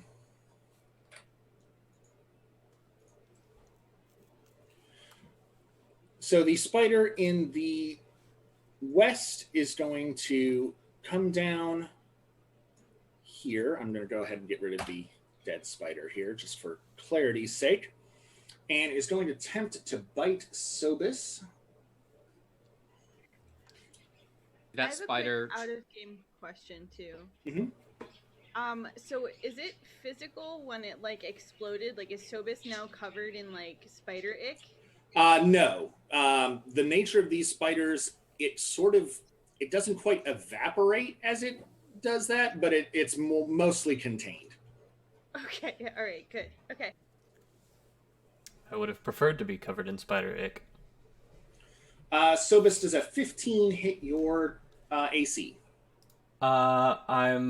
Oh god, where did my... Oh, you were reckless, so you've got is it advantage on attacks to you? Yeah, until they've got again? advantage on me. All right, let me roll again and see if I do any better. I accidentally closed that on my character sheet. Hold on. I rolled the exact same thing both times, so it's going to be a 15 one way or the other. I'm pretty sure AC is 17. AC is 16. Never mind. All right. So the fangs of the spider just barely miss you as you sort of lean back out of the range of this horrible thing.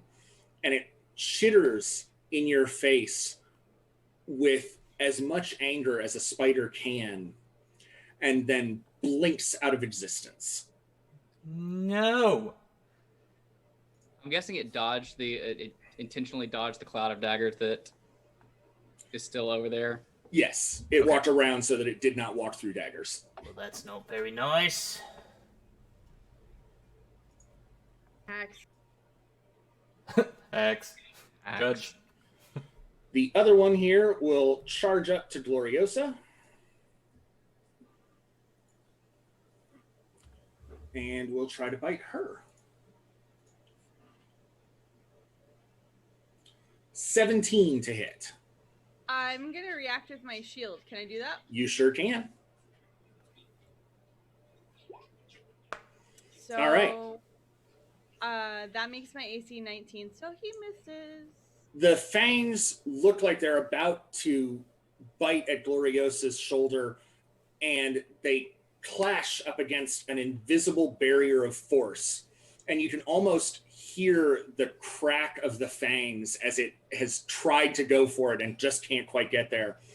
And it screeches and blinks out of existence. Like a golden glass, like, second skin almost coming up over my shoulder. Like, nope. Yep. All right, and that covers 2 spiders. We are back at the top of the round. Sobus. Well, this is great. Can I see anything I can hit? I don't believe Sobus can see into the ethereal plane. Nope. Then nope. Let's just swing out in front of me. Maybe they just turned invisible. Okay. Yep.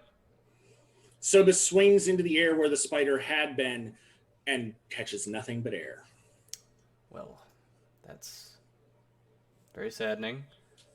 I'm going to, let's see, 5, 10, 15, 20, 25, 30.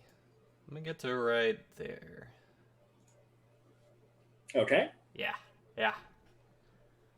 That's what I'm doing. All right. Robin.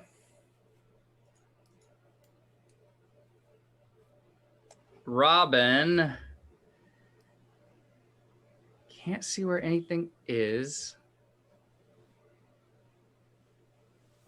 Almost all of my spells do require being able to see the foe. And almost all of them require them to be on the same plane of existence. Well, that's true too. It's not that they didn't just go invisible. We said they're phase spiders. They're not in the same plane. They're in the ethereal plane. They're not invisible. They phased out. Robin is going to switch up the tune he's playing to a kind of a slower but slower, more light kind of tune as he calls out to Lunez, "Eyes open, Moonchild, eyes open."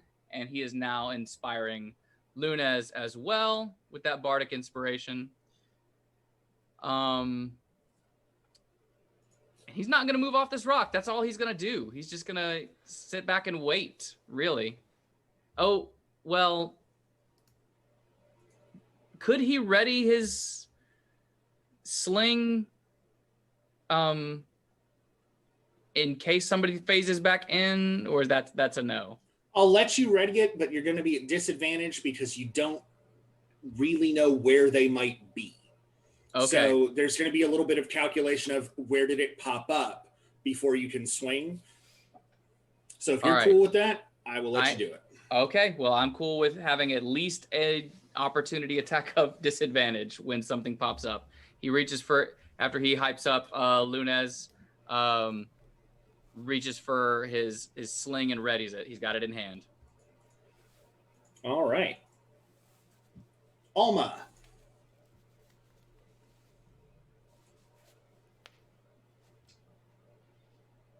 Did we just skip over the princess? We did. I'll get to her in just a sec. I'm going to Okay. do both of the NPCs at the same time. Okay. So I'm gonna ready an action to cast, if that's okay. Okay. So as soon as they appear, and when they pop back in, I'm gonna. Are you doing Frostbite again? No, I'm gonna do Ray of Frost. Okay. So if it's an attack roll, you'll have the same disadvantage, just like Robin does, because you're not really sure where it's going to pop out from. Okay. But you're more than welcome to do so. Okay. Now we do that now. Okay. I All guess. right. Masking. I have no idea. Yeah. So we'll roll when and if something pops up, then we'll go ahead and go from there. Cool. Okay. The princess hisses in anger as the spiders phase out. They're not gone. Stay on your guard. Who are you people? And she'll move a little bit to over towards Sobus and look him up and down. At least you carry an axe, at least. Wait, is that Miro over there? You're all friends with Miro? Miro sort of steps back towards the trees where Alma is, and kind of casts a glance at her and looks over towards the princess and makes a little kind of half-hearted wave before taking up his bow again.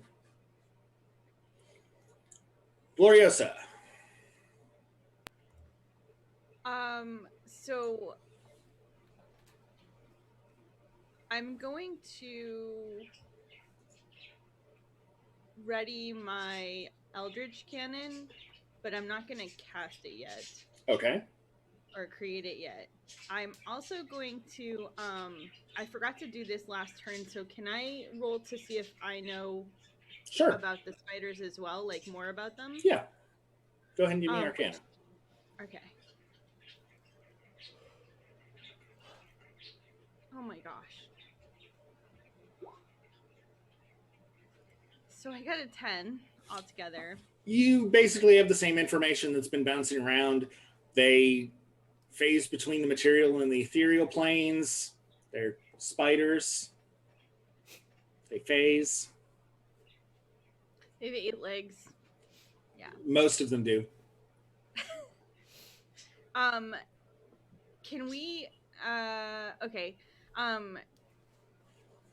I'm also gonna ask the princess, like, hey, like where have you been? What have you guys, we came looking for you and your mom.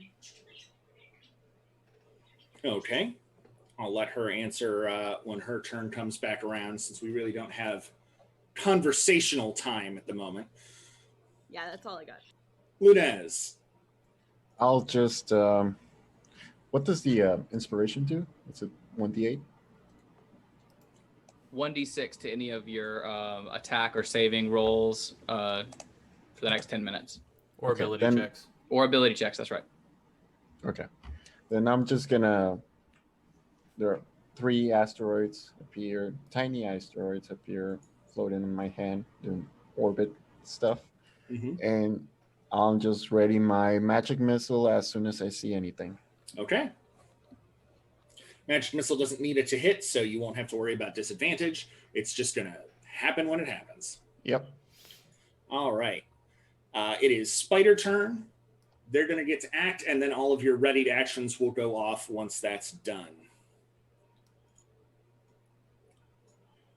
The sound that the spiders make when they phase back into the material plane sounds like a distant chittering that is getting closer and closer, while you can hear strands of web sort of bow as they're moving.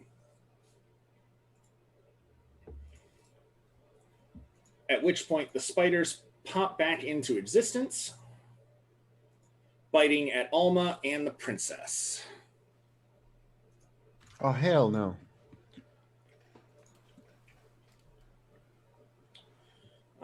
Let's see. The princess gets hit.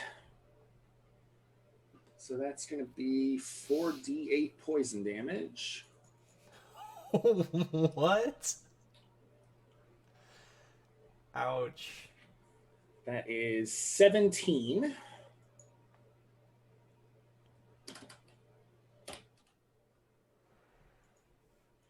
The princess is in extraordinarily bad shape. The bite finds purchase on her shoulder where she wasn't looking. She looks violently ill. Her pallor is even more pale than it was before, and she stumbles to one knee from the brunt of it. Then we've got Alma's turn.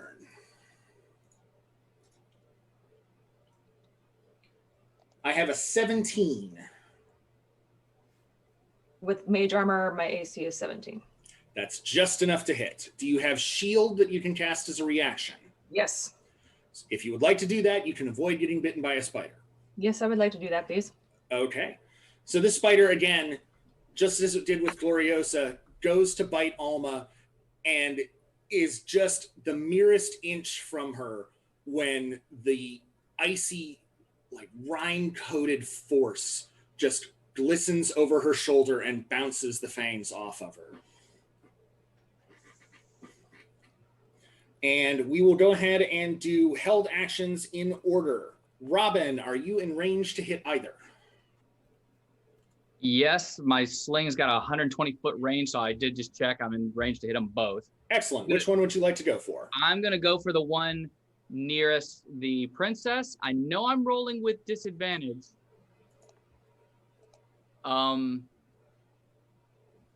Okay, let me roll for a disadvantage, and then I'll say what I might want to do after that. Okay. All right, so... Ooh, 21 on that one, but 2 on that one. Yeah, that two... was total 6. Yeah, 6 is not going to do it. All right, I do have the lucky feat. Okay. Robin is nothing if not lucky. So it says that I can roll 1 additional d20 and choose which die to use. Is that, do you want me to roll a new one or? Yep, roll an additional one. So Okay. you will have 3 total. And you can pick from either the 2 or the new one. Okay.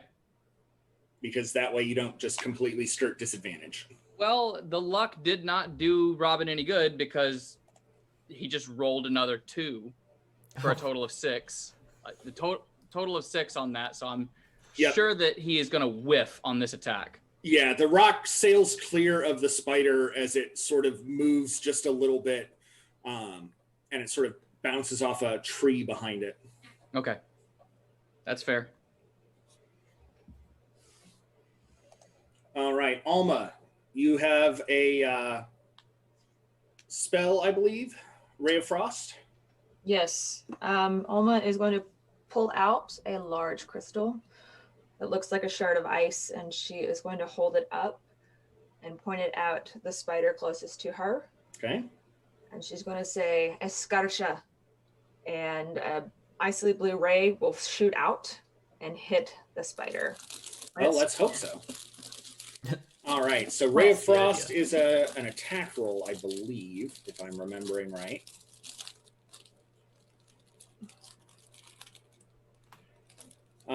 Yes, so make a ranged spell attack. So that is going to be an attack with your proficiency bonus and your charisma modifier. You should be able to just click it on your sheet, though. If you click the spell, it's got that +6 box. Mm-hmm. That should roll it for you automatically.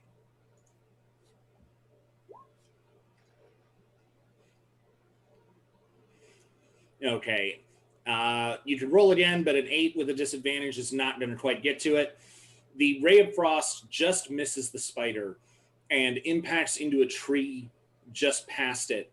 and the entire branch crackles as ice reaches all the way up, freezing all of the leaves prematurely. Okay. I don't think you Glorioso. when I said it was twinned.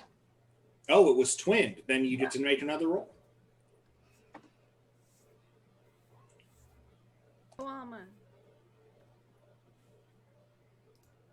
Wow. Awesome. Oof. Yeah, Big no. wolf.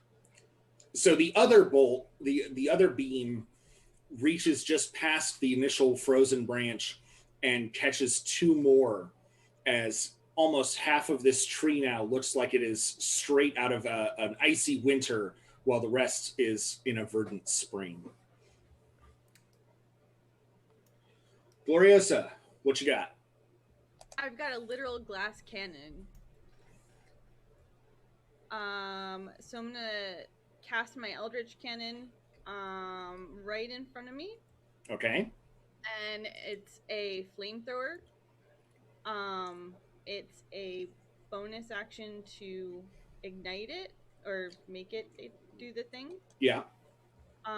So I'm pointing it at the spider that bit the princess Okay. and telling it to do its thing. Okay. It's a dex saving throw, and I'm trying to find the DC.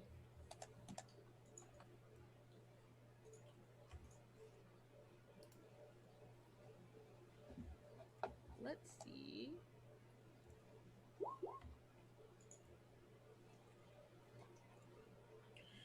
All right. So it's your spell save DC. Okay. So I think that's 13. Does that sound right? It sounds right, but I'm trying to find it. Yes, 13. So Okay. DC 13. That's a 5. Roll your fire damage. All right. Well, let's light him up, or her, Or they. or they. Maximum damage on at least one of those. That's wonderful. The cannon appears in front of Gloriosa, and at first it doesn't look like it's doing anything until she sort of smacks it on the side and it sputters to life. Flame juts out. The princess doesn't quite scream, but is very nearly screaming as the fire just rushes right past her. Oh, wait, no, that's a 15-foot cone. Well, Oh, yeah, it just misses her. Okay. Yeah. So, yeah, the flames are right in front of her face as they bypass her and hit the spider, which has now caught fire, as have the bushes that it was standing in and some of the grass, as a 10-foot tall spider is now on fire. That's our boom boom baby. Lunez, you've got a magic missile. Yep, I just fling 3 at the one on fire. Okay. Wait. Oh no, that's the one that bit the princess, right? Yes, the one that is on fire bit the princess. Okay, so that's 9 force damage to. That is not a small number. Okay.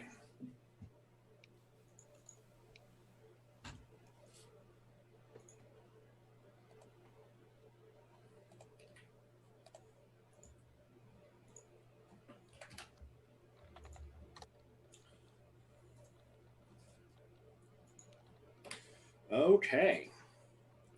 Top of the round, Sobis, you are up, and you have 2 very visible spiders, one slightly more visible than the other. And how is Mr. Fire Spider looking? I have heard it said that the fundamental question of existence is not what is purpose in life, it is, are you on fire or not? Because once you are on fire, the only thing that matters is not being on fire. Truth. That spider is on fire and really wishes it wasn't. Got it. Okay. Oh God. Sobus looks at Alma, looks at the princess, looks at Alma, looks at the princess. Oh, what do I do? Can I move? Can I move in these trees over here? Sure. Okay. The tree, those are basically the tree tops, the upper foliage. You can move among the trunks without any problems. Got it. Okay. 5, 10, 15, 20, 25, 30. I'll move right there. I'm going to rage again. I think you're still raging. I believe a turn went by Without whenever they blinked. Yes, yeah, that's right. Okay. I didn't attack or anything, so Okay. use another rage. Sad day. And we are going to... Actually, we're going to stop right here. Okay. And Sobus is going to inhale real big, open his mouth, and a bolt of lightning flies out of his mouth. And I Nice. will use my breath weapon. Because why not? Where is it? Not Where indeed. is it? That is a dexterity saving throw. Okay. What is the DC? The DC is 13. It rolled a natural 1. Dope. So Ouch. that is going to be 2d6 of damage. That probably stings. It does. 8 Yes, lightning so. damage. The bolt of lightning fires off at the spider, and the electricity crackles along the tree that has been frozen by Alma. The ice seems to just barely melt a little bit, and some of the branches that the spider has been standing on fall out from underneath it as the lightning bolt and the frost combine to weaken them and make it unsteady on its feet. And I believe that is all I can do. All right, Robin.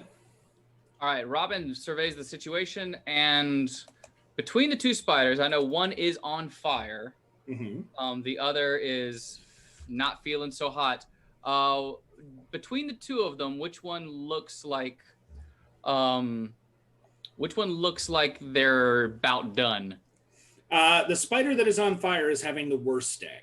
He is having Neither of them are having a very good day, he is but having the just one on fire is having a worse day. worst day ever. Fine to take my Mantle of Inspiration bonus action before attacking with a spell? Yes, if you want to inspire yourself, you'll need to do that beforehand. Well, I'm not inspiring myself. Oh, well, then it doesn't matter whether you do it before or after. All right. Well, I'm just going to, just for storytelling purposes, this is the order Robin would do it. Okay. Mantle of Inspiration, this one, not musically, this is just completely, party member calling out to individual party members. He yells out directions to Lunez and Gloriosa. Lunez, I need you to look after that princess. Get her out of there. Glory, I need you to keep the fire on that one spider. And then, let's see, that's 1, 2, and... Everyone but Sobus is in range. Okay, well, it's going to go for 4 creatures, so I've called out the orders to both Lunez and Gloriosa. Also, call out to Alma, you're doing wonderful, Ice Queen. Do not let them move. And finally, Princess, help is on the way. And as he does that, one giant cord on the lute, everyone gains 5 temporary HP from that Mantle of Inspiration. All four of those people. So that's Lunez, Gloriosa, the Princess, and Alma gain 5 temporary HP. And Robin then, after the power cord, puts the loot away, and the Cloud of Daggers has not dispelled because I haven't used another spell yet. However, in order to move it over to this fiery boy, I'm going to give a very loud, wait, sorry. I did not whistle at all. There we go. And recast it right over to Fiery Boy. So not only is he on fire, he is now getting stabbed a lot. And that is going to be rolling for damage. 12. The daggers just whoosh right at him. You're sure it's 12? 4d4.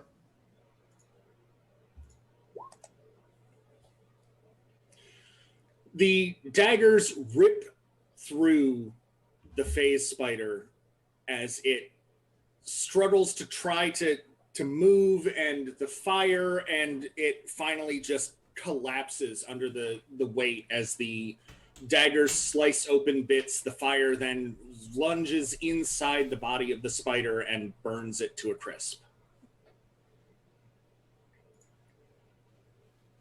Very good. That is Robin's turn. All right. The princess sort of looks over at Robin all the way over there and then at the rest of you.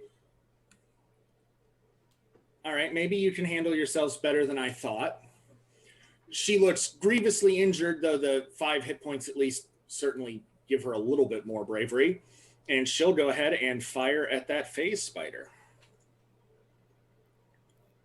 And roll a 2. Admittedly, she's poisoned. That hurts. So her arrow goes wide. Sorry. Hmm? Is she answering my question at all? What are you up to? I've been doing ranger training with my mother. Why did you guys stir up a nest of phase spiders?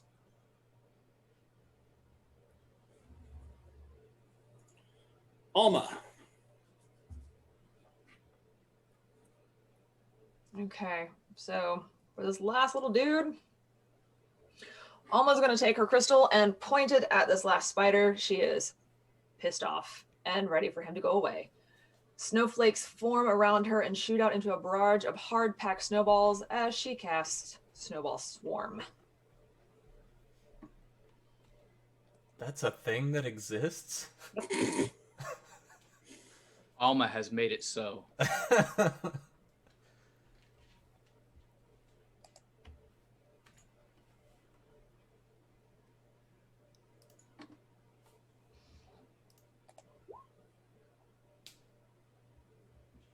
All right, so that is a dex save.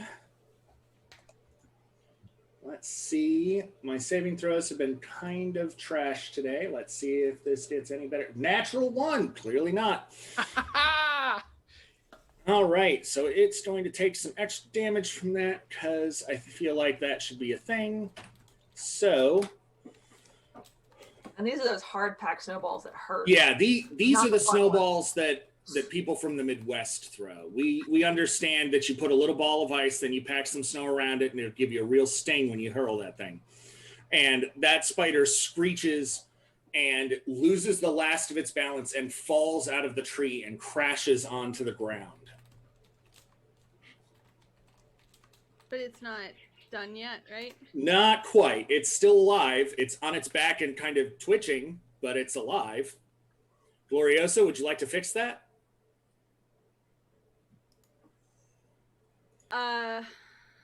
I would love to roast it, but there are people between my roaster and my spider. So, I mean, they have lots of hit points. no. I am going to disregard Robin entirely and As run usual.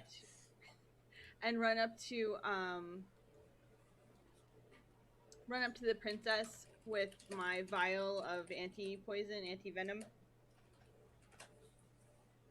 Okay. Be like, here, this should help. I think You it hand will it to the princess, and she looks at it, looks at the rest of you, and downs it. And she starts working her hand like it was starting to tense or freeze up. And she kind of takes a little sigh of relief as she seems to be getting the feeling back in her digits. Poison must be paralyzing. It was throwing off my shots. That sounds just like no fun at all. Yeah. Gloriosa has enough passive insight to know that it wasn't the poison that threw off her shots, but it's certainly a good excuse. All right, Lunez. Right. So I'm just gonna run to the princess first, and hello. I'm gonna need to. I can heal you up, but I need to touch you. Do I have your consent? She looks at you and kind of blinks for a moment. Yes, please.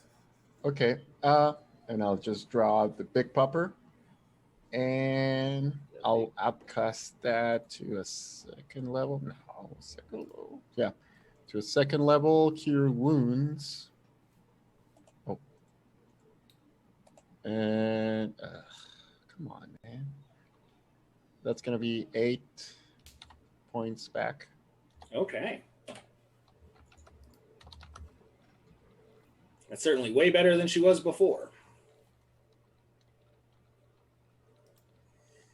All right.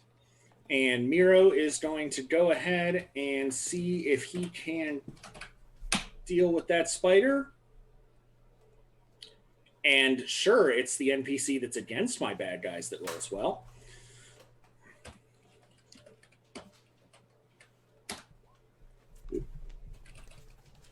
So that is 13 plus 2 because I can't math. Miro's arrow hits right among the spider's eyes and kills it while it lies on the ground. Nice shot. That's He sort my of boy. breathes a sigh of relief and glances over.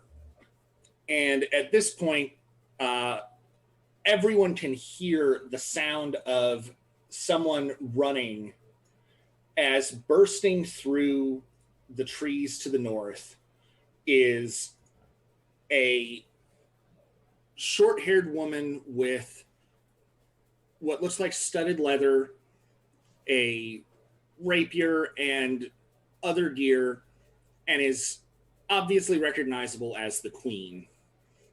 She looks like she's had some injuries of her own,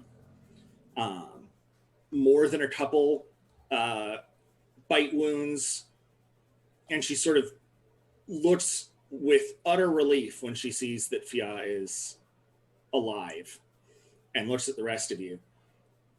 Did you get them all? We got 3. I think that's all that was left. There were 6 on the other side of the nest that I had to deal with.